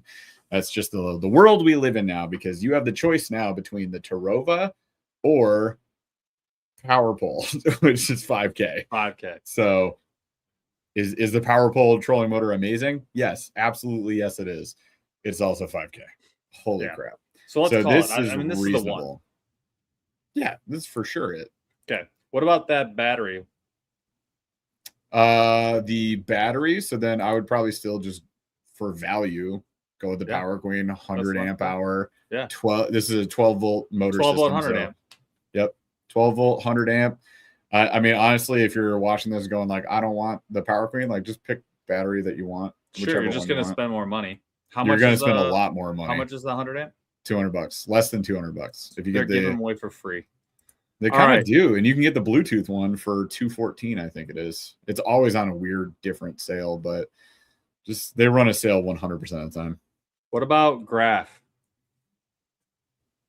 Graph value-wise, do we go Striker 7? I feel like you could. I would make the argument that the 4 is the highest value. I think the 4 is the best budget. I think the Striker 7 is a pretty insane value. What's the retail? Hang on. Somebody was asking if this is it Tarova brushless? Should be brushless. It's got to be brushless. Somebody asked if it was or was not. And I'll be honest, it's not listed anywhere that I can find on Eco Fishing Shop. So I'm not sure at this moment, and I will not speak on that. I don't know. All right. What are we talking about now? Shifting subjects. Graph. Well, I was trying to search this thing. All right, graph. So I want to see what the Garmin Striker. I think Garmin's like where you go with this. That's like my choice for sure. I think you're on the same page with that. What's the Strikers? If it was between the 5 and the 4, I'd get the 4. But the Striker 7 The $600. 500. I'm looking at 500. The Vivid 7 CV is 419 on Tackle Warehouse. 419 for a 7-inch screen. It's pretty good. Kind of good. Kind of a deal. The 5-inch is 349. I would go with the 4-inch. So the one Paul's talking about, like the Vivid Striker 4, is $199. I can show you this right now. And it's actually cheaper on Amazon. Don't get it from Tackle Warehouse. I'm just showing this because it has all of them here. On Amazon, Vivid Striker 4 CV, if you want like a really good budget fish finder. I mean, the clarity is insane for a little tiny guy. I like it a lot. The 5-inch at $349, I feel like I would just spend an extra $60 and get a 7-inch screen, wouldn't you, Paul? Yes. $349. Like, it's not worth it. If for $349, I would save the money and go to the 4. I don't know why. Oh, that's the 7. So the CV versus the SV is $100 difference. And I'm not smart enough to know what that means.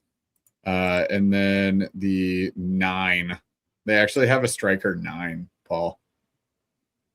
Yeah, not the 93 SV. At this point, I would spend $300, get 93 SV, because now you can actually eventually add another graph if you wanted to. You spend another. Oh, yeah, it's a 900. Yeah. The 93 SV I'm probably versus this. Me personally, for absolute max value, it's going to be the 7 or the 4. I think you'd make the argument either way. I think the 7 CV might be a good option. So what's that's the difference 600? with the SV? Oh, side view. Dumb. SV stands for side view. Oof. Clear view is CV. SV what are you is paying side view. for side view? Because you got to get side view for it to be worth the money. $519 for side view. Versus the 4 600? doesn't have it. Versus what? Versus the 7 with side view is 600. The 7 with side viewed was $519. Oh, it's right here. It's SV. But what are we looking at? Oh, it's probably cheaper on Amazon. So what are we looking at for 600? The 9-inch. Oh, that was the 9? 519? Dude, that's kind of a deal. All right. 520. Wow. Yep. All right. Yeah, again, this is probably cheaper on Amazon, so like look for it on sale. But we're calling it 520. Everybody in chat who was yelling at me going, what is SV? What is CV? Thank you. So here's the question. Do you get a Naqua, or do you buy a cheap 12-volt, wire it, and put it in just a waterproof box for $40? Well, value, right? Like Naqua is really nice to have, but it's $200 for a 20 amp hour. And you could get like a basic lead acid and a battery box for like $100. That's what I'm saying. So probably that. That's what I'm saying. Probably go with that bad boy. You can build your own little power system. Yeah, like how much is the Yak Power, the black box from Yak Power? Because that's a cool little system if you want to like have everything set up. Yeah, I'm pulling like 350. it up. 350? It doesn't include a battery. Oh, I thought it had a battery with it. No, I don't think so. 129. Oof. It's just the box, and then you gotta like put a battery in there, right? Am I crazy? We can all hear the music that's playing now. What on what? That website. They have scroll down. There's a video. Yak. Oh, you sons of guns! Sorry, guys. I didn't know that there was a video down there. Anyways, holds up to 3 7 amp hour or 2 12 amp hour batteries not included. Yeah. So this is literally just a box, but it's nifty because like once it's all plugged in, like you've got a nice little closed system. You got USB on the side. I don't know. It's kind of cool. Not a value though, probably. You can just get like an ammo crate, convert it or something like that, and just do while you're there. Haul. Yeah, I would, and I think battery box for we'll call it $100. Mm-hmm. That's just a 12 volt. That's what I'm doing. Yep.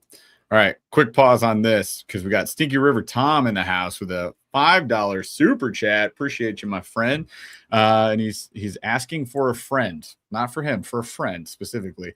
Looking for a mid-budget Helix 7 versus Garmin 7. And you know what?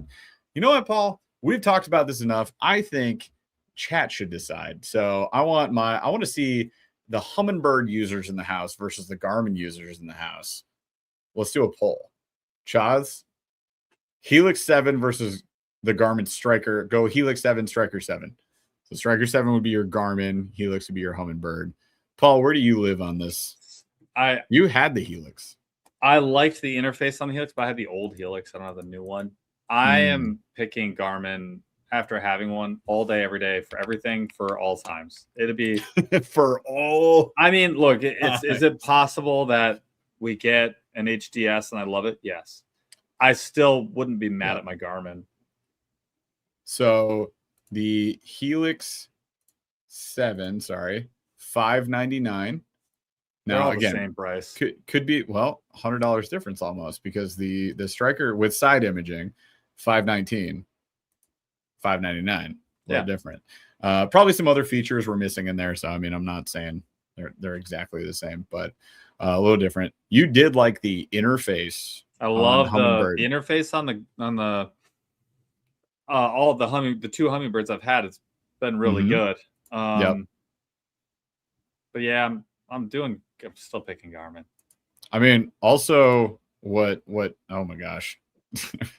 Where just I'm trying to click on your thing. There we go. This I did drop a Garmin straight up on the concrete. They're pretty dang durable. Not saying this one isn't, but that's just, everything Garmin is. A little testament to it. I'm a fanboy. That's fine. Yeah. All right, let's talk about some accessories you're going to need. So let's talk about lights. I would be an advocate at this point of doing just like the Amazon lights, the button lights. Yeah. $50, one red, one green, and then we'll call it 75 to do the back. And I would just put them all in line with a splitter on that same 12-volt battery. I would just run them full time. What about an Echo Map?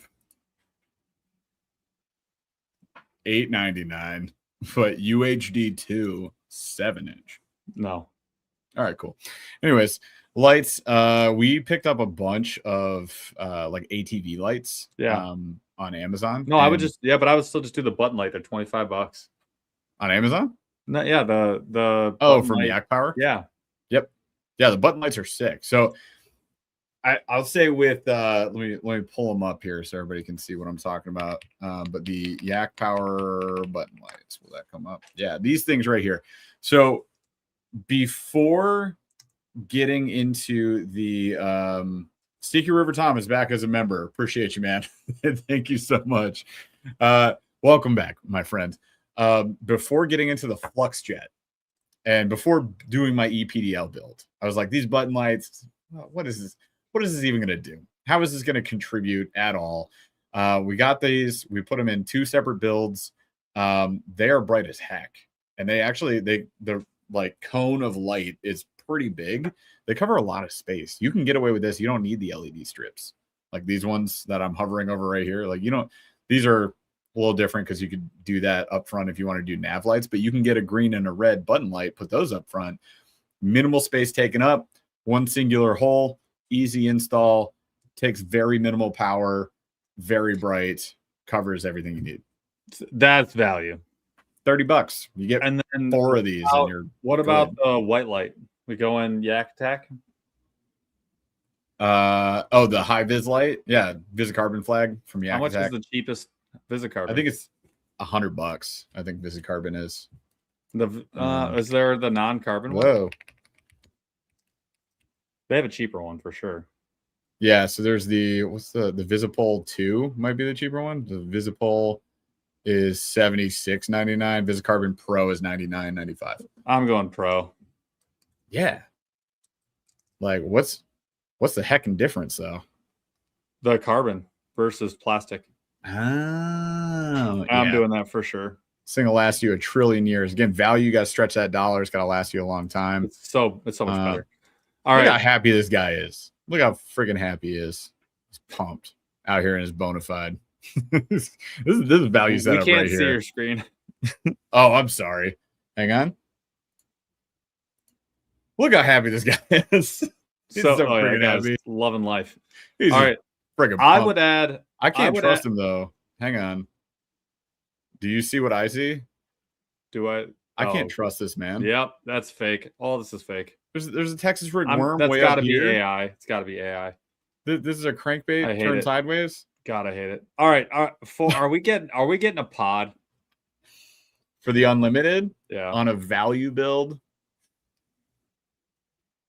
What about a short stack solo for a quarter I have of the price? crate on here. We could do a crate with a lid. You could highest values. Crate with a short stack? No, don't do instead of the short stack, do the flambeau. Flambeau? Yeah. Fully integrated. You just leave it in there full time. Those are like $90. What is it called? There you go. Tough crate. $120? That's it. That's go to the right. It's on sale for 5 cents. Off. Go one to the right. One to the right. Well, I'm looking at a different tab. The next tab. listing is $90. I'm looking at a different tab. Tackle Warehouse. What are you guys doing? They actual color. Retail. Gray. Of course they did. They also marked it down 5 cents. Add to cart. Just making sure. Sometimes Walmart pulls some nonsense. $90. 2 rod holders. Is it 13 by 13 or 13 by 16? 13 by 16. Yeah. I mean, you can't beat it. I mean, ish. I feel like for the value build, I would still buy a black pack. Like, yes, it's $60 more than the Walmart version, but I just have more faith in it and I get more rod holders if I go 13 by 16. You get 2 more. I mean, you can add, so you can buy the rod holder kit. They're like $10 and you get 2 more rod holders. Sure. I think this is a good budget answer. I don't agree for the value, but we can agree to disagree on this one.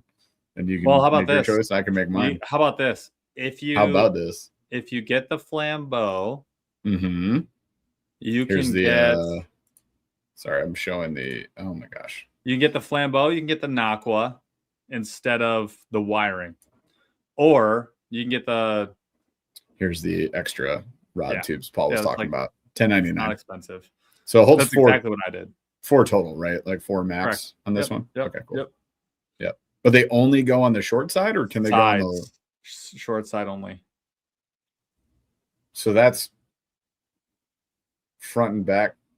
Well, that'll fit on most. It'll fit. That won't fit in the unlimited sideways. The unlimited doesn't take 16 inches sideways for crates. You heard. The unlimited cannot handle a 16-inch sideways crate, bro. Are you okay? Can you handle this? Can you stay with me? I don't think so. Hear me out. So I don't want to. Not anymore. I don't trust you. So you would have to open this crate sideways in the unlimited because it just does not. All right. Do that. And that's black pack 1316. and we're back by an issue of measurements. What are those like? Only. What are those like? $125? 125 is base. That's the 13 by 13. So the Yak Attack Black Pack Pro is, I don't need images. That's the 16 by 16 price. $155. All right. Yeah, 155 for a 13 by 16. No short stack. No short stack. I don't think you need it. So are we getting a pod or not? No. I think the pod's optional. So now I got to pull that up so folks can see that. 200, 250. The new canoe pod. 200 flat. They sell it on Yak Power now. That's wild. Sorry. can never tell when it's like gonna share the tab that I go to. So whenever it carries me to another tab, I just don't know. So you guys have to like yell at me if I'm not showing you what I'm Yeah, I talking got you. about. Thank you. The pod's great. There's an infinite amount of space in I'm here. adding it. I think it's worth it. I think you're gonna want it. Long-term, high value Alright. build. You're gonna be And happy then I with it. have the last thing. Deter says Detar. Got it. Cup holder. Cup holder. Yak Attack cup holder. Yep. $20. Yep. Couple bucks. All right. And I have then so many tabs open, you guys. This is ridiculous. is there anything else, Jeff? I mean, that's one that's cup holder. I think you got enough there. I think, you know, the way I try to like think about a value builder, treat a value builder, or treat a kayak that you can like scale up over time is like what I did originally when I got my Hobie. Is I bought a Hobie Pro Angler and I couldn't afford anything else, so I had to just fish it the way it was for a year, and then I started adding accessories. So you just add some accessories over time and you'll be happy. Maybe you add a track pod or a track pack like here and there if you want to. Maybe add another cup holder. Maybe you do the stern mount motor at a future point. I got 2 motors on my Unlimited. It handles it perfectly swell. It's great. We need a TRX. A what? For the transducer. The TRS? TRS, yes. Yeah, I was like, TRX is those suspension cables that we used at the gym. how much are TRSs? $100. That's what I thought. It hurts. Now for miscellaneous mounting and wiring, I'm gonna add $150. $125 for the TRS. This is what we're talking about, you guys. The only way you can mount a transducer in this space underneath a new canoe is by using this TRS system. It's a scupper through hole. Somebody's got a 3D printed better one. This thing is fine. I don't like it, but it will do what you need it to do. Just be careful if you load kayaks the way that we load kayaks, because you can damage this transducer if it's not retracted into this area all the way, and it doesn't really retract all the way. It comes up a lot, so you don't like bash it into things too much. But if you slide your kayak backwards where it's exposed, this is what happened to me. I tried to slide it onto my PVC rack on my cart, and I cut it off. Cut that transducer right in two. It was pretty cool. Good times. All right, so this. DeBurley says Captain's Bridge. No. Fawabi says phone mount. No. Wow, bud. No, absolutely not. Okay. Let him down easy, Paul. No big deal. No, I would say, so for me, if you buy the pod, you do not need the Captain's Bridge. That's the only reason I'm saying no. Yeah, the pod has a track on it. If you guys saw that, hang on. Track right here. So this is your Captain's Bridge, essentially. Like it's in the same position you would have a Captain's Bridge. There's at that point no purpose of a Captain's Bridge except to raise it up 3 inches. So I'd probably just stick with this, and then you could always, you know, mount your fish finder flush, which is what we would recommend. It's at like the right height. You can tilt the screen up so you can see it when you're standing, but you can also take a look at it obviously when you're seated as well. Phone tether, sure, just attach it to your PFD. That's so yeah, for me the PFD does that for me. You just slap it in there. I hardly ever use the tether unless I'm on a river trip. I never, yeah. Nope, I don't. Yep. So, I mean, I think that covers you for, it covers rod holders. You don't need an anchor. You've got spot lock. That covers your battery. Yeah, you don't need an anchor if you got spot lock, in my opinion. Only reason to do it would be if you hit the river, if you're not deploying the bow mount the whole time on the river. But not needed. Yeah. You got all the mounting you need. I added $150 for wiring and like bolts and like miscellaneous stuff that you'll need, like glue. So I added $150 for that. Assuming you have all the tools you need as well. Or you can borrow them. Is there anything else that a registration? Ugh. You put a motor on a kayak, you got to register. Should we call that 100? Yeah, if you paid taxes on this, it's actually only in Michigan, it's like $30.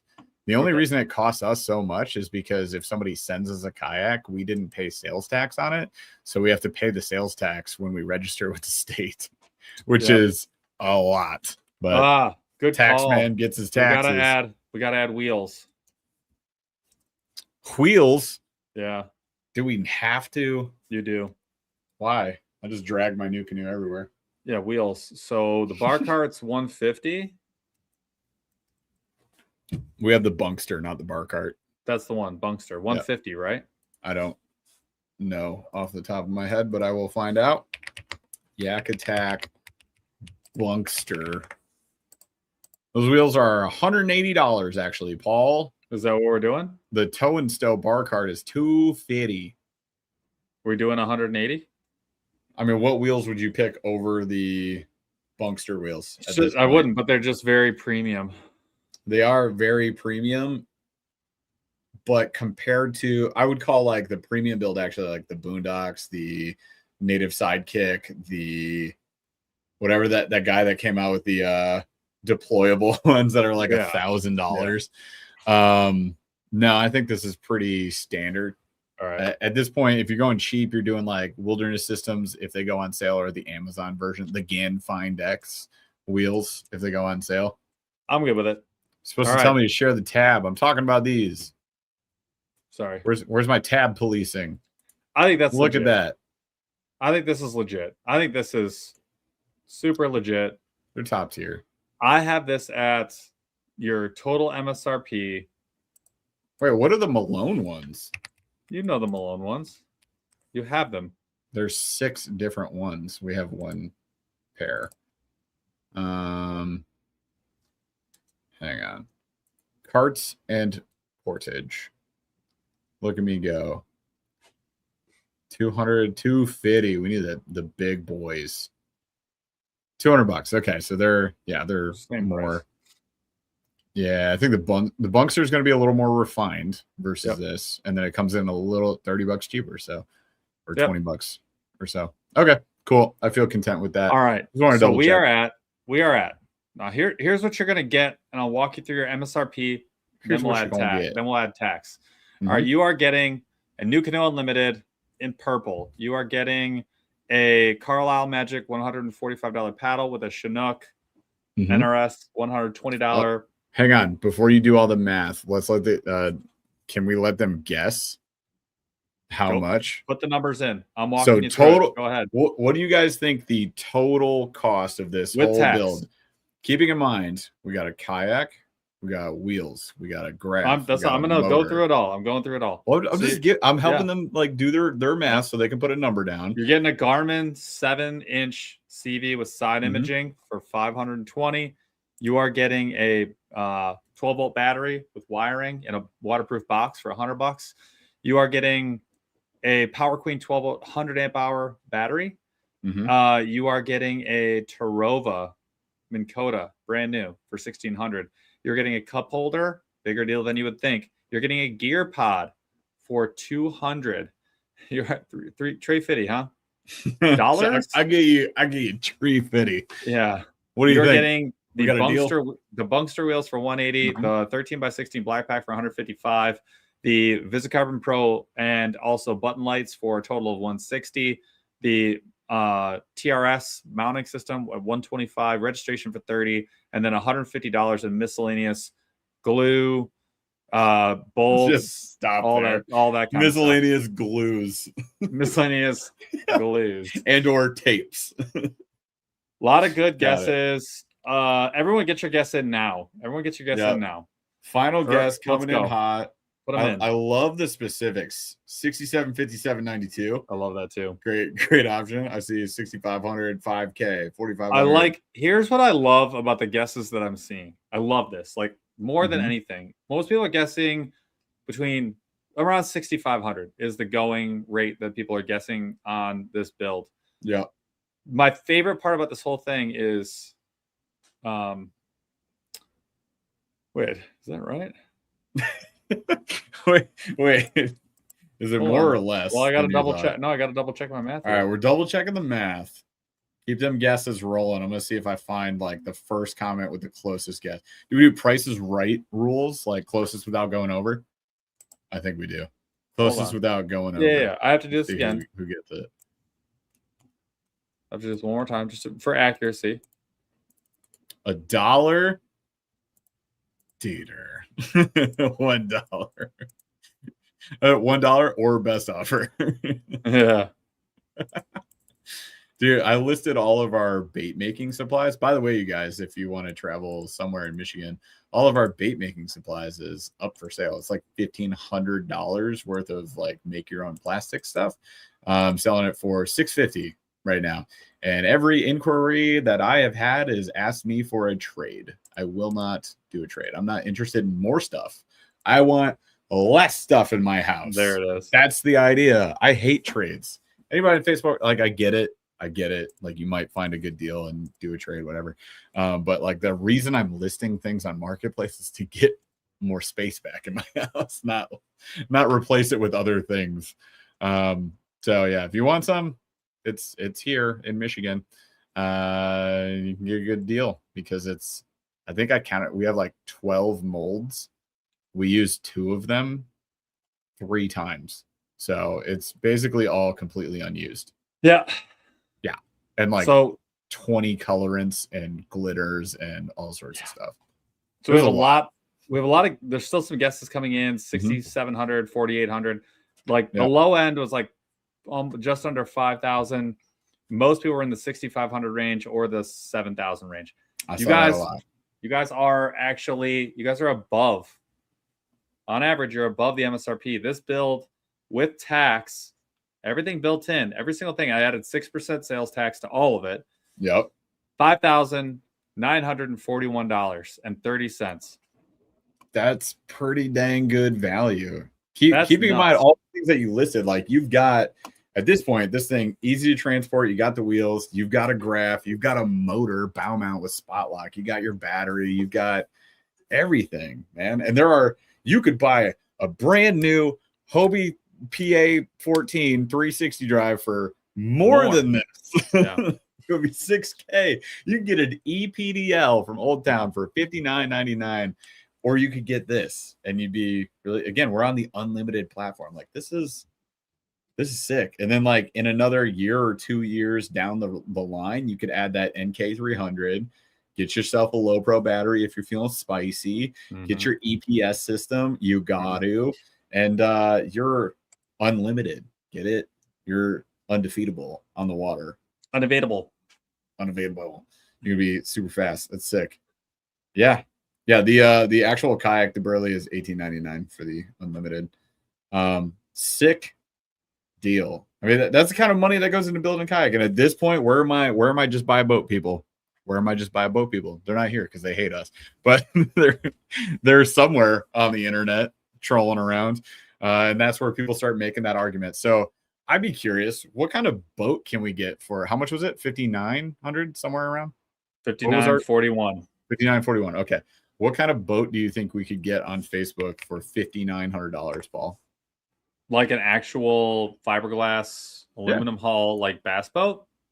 If I go to Facebook Marketplace, or like a John boat. I'm just gonna type in boat. I'm gonna see what comes up, and I'm gonna put the price range in at right around 5K. I'll put it at 6K. Okay. Because you're not going to pay tax. It was 59. It was 59. Yeah. All right. So if we do a boat, I put in max $6,000, and then we remove the junkers. So we put the minimum at 2,500. No, put the minimum at 5,000. Just go like super tight range. Yeah. All right. I'm freaking doing it. Quit screaming at me, Dad. All right. And then I'm gonna share my screen. Because all these are gonna have not spot lock. All of these not spot locked. What a way to describe a boat without a motor, without a trolling motor. There's a problem here, sir. I don't believe you have spot lock on that sucker. All right, so I see a 2002 Fisher Fish and Ski combo. A Fisher Fish. Have you ever heard of a Fisher Fish? This looks old. It's not a Hey, fishing boat. spot lock. Okay. Probably not. Which That's one a is it? co-pilot. It's a co-pilot. Mercury, that looks like a 150. Merc 150. This is a 1993 16-foot low. This is 3 feet longer than my Unlimited. Yeah. That's freaking tiny and beat the heck. Well, and no electronics. There it is. The 1987. I see this boat more than any other boat on the marketplace. It's the Bass Tracker from the 80s. It is always here. So many of these. That Mercury is made of smoke. The Mercury died. This is the ghost of the Mercury. Yeah. It's haunting this boat. This yeah, can you buy a boat for the price of this kayak we just built? What trolling Yes. motor does it come with? It looks like some sort of Minn Kota. I don't know which one. Hang on. 2007 Crestliner. That's another just old Mercuries. I mean, they should work. Like, don't get me wrong, they should work. This one's full of leaves. This one is made of leaves. Always this is a like good sign. Sally from Nightmare Before Christmas. Just this boat is made of leaves sewn together. 5,500 still for the Stratos. What year is this thing? Price will increase after it's cleaned up, they say. What? Haven't got around to cleaning it yet. No way, bro. Yes way, bro. You did not. All right. Well, look, there are boats in here. This is correct. Do any of these look like really good? Brother.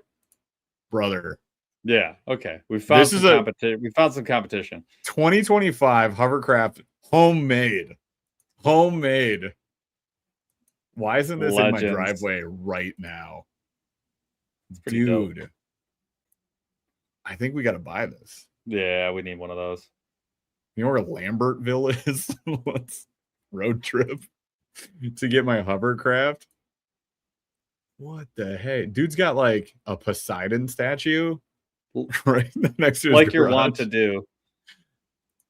Dude. All right, that's enough of that. I will say I tried. I mean, when you think about it, you got 2,000 into the kayak, and then you got 1,700 into the bow mount.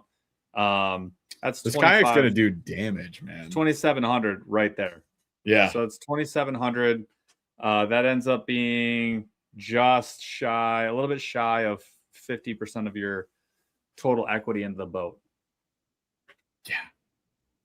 It would be it is a fun build. Like I have essentially a setup with an XI3. Yeah. And when I go out with just my bow mount and my gear pod and like Life that whole good. setup on the Unlimited, I'm having a good heckin' time. I can tell you that much. Yeah.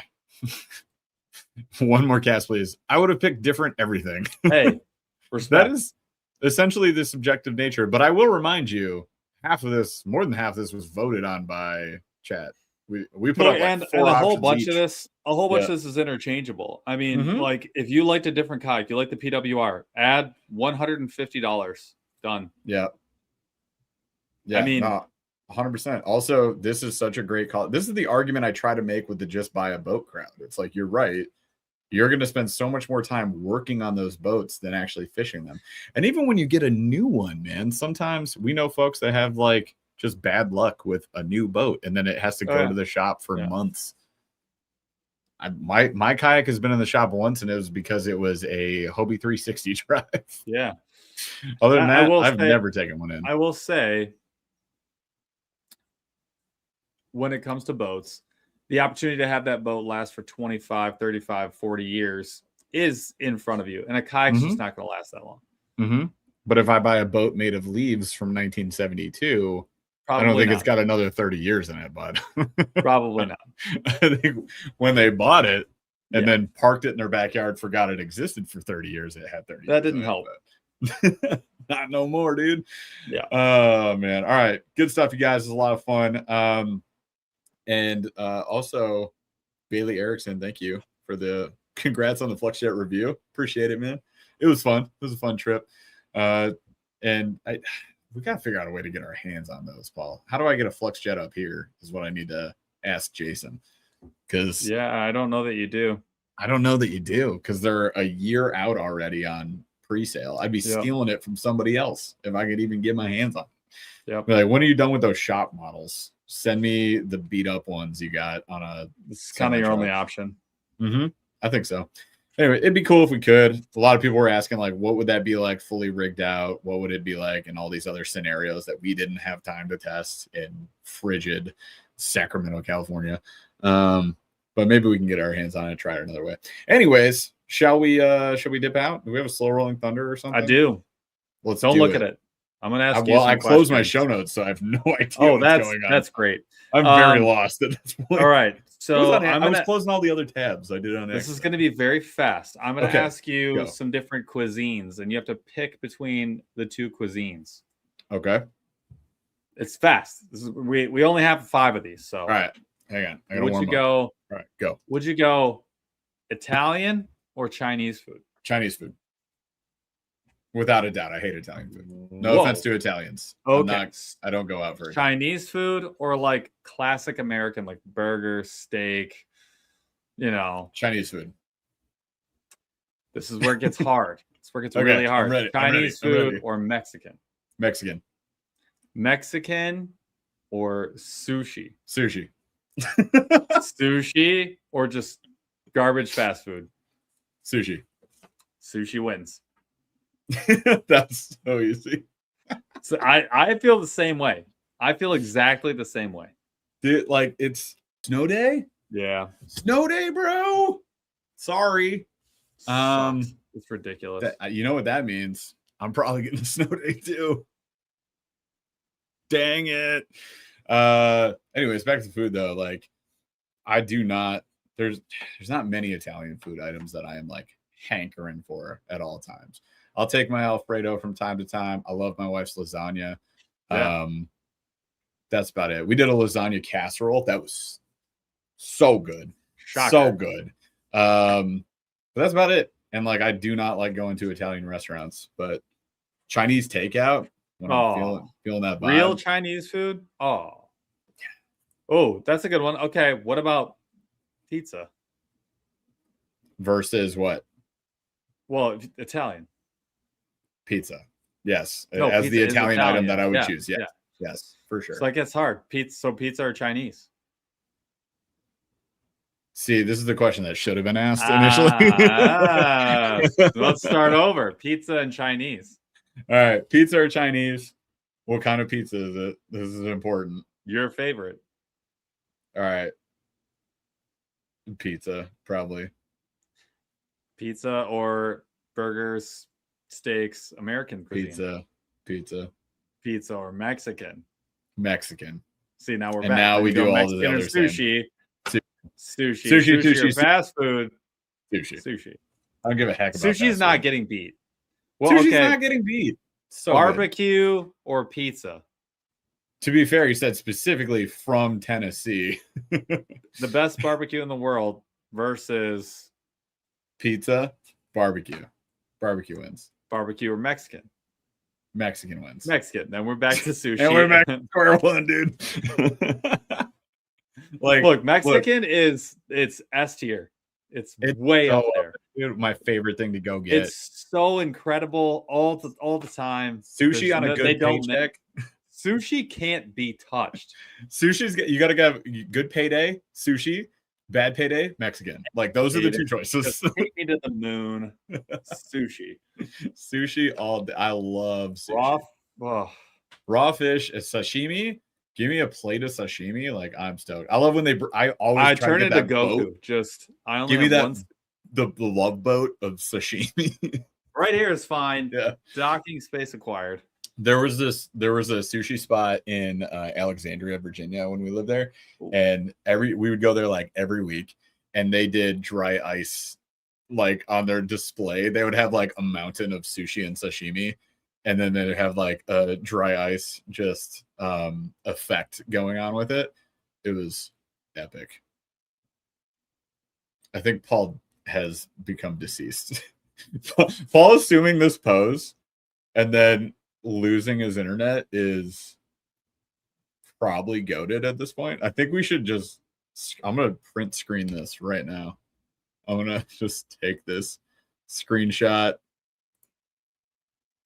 save it. This is perfect. And this is the Paul pose. All right. Well, there you go. Next thumbnail is Paul frozen in this state.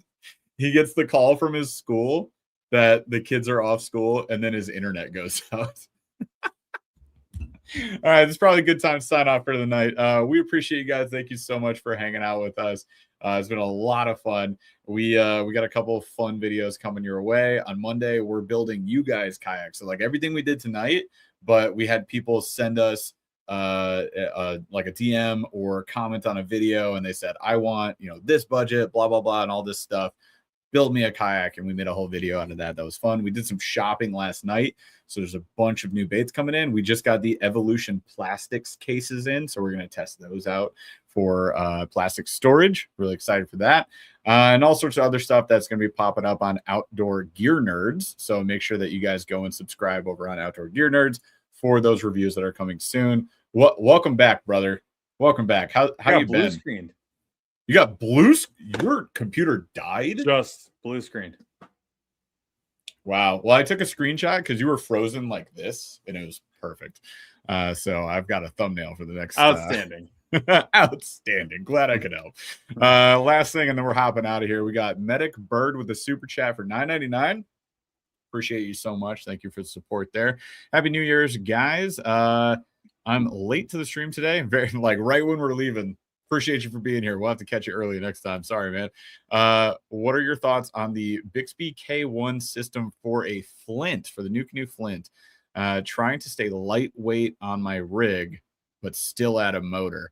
So Bixby K1, it's a pretty solid motor. I would ask you where you're using it. Like what's your distance that you're traveling? Are you going into current?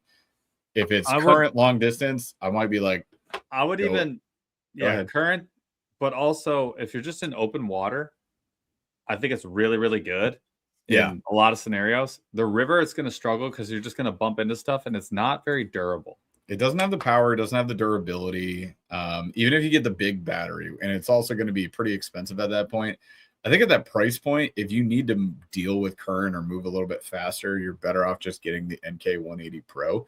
And you're going to be at the same price. Like, just buy your own battery. Don't use the Newport battery. And you're coming in under the Bixby cost.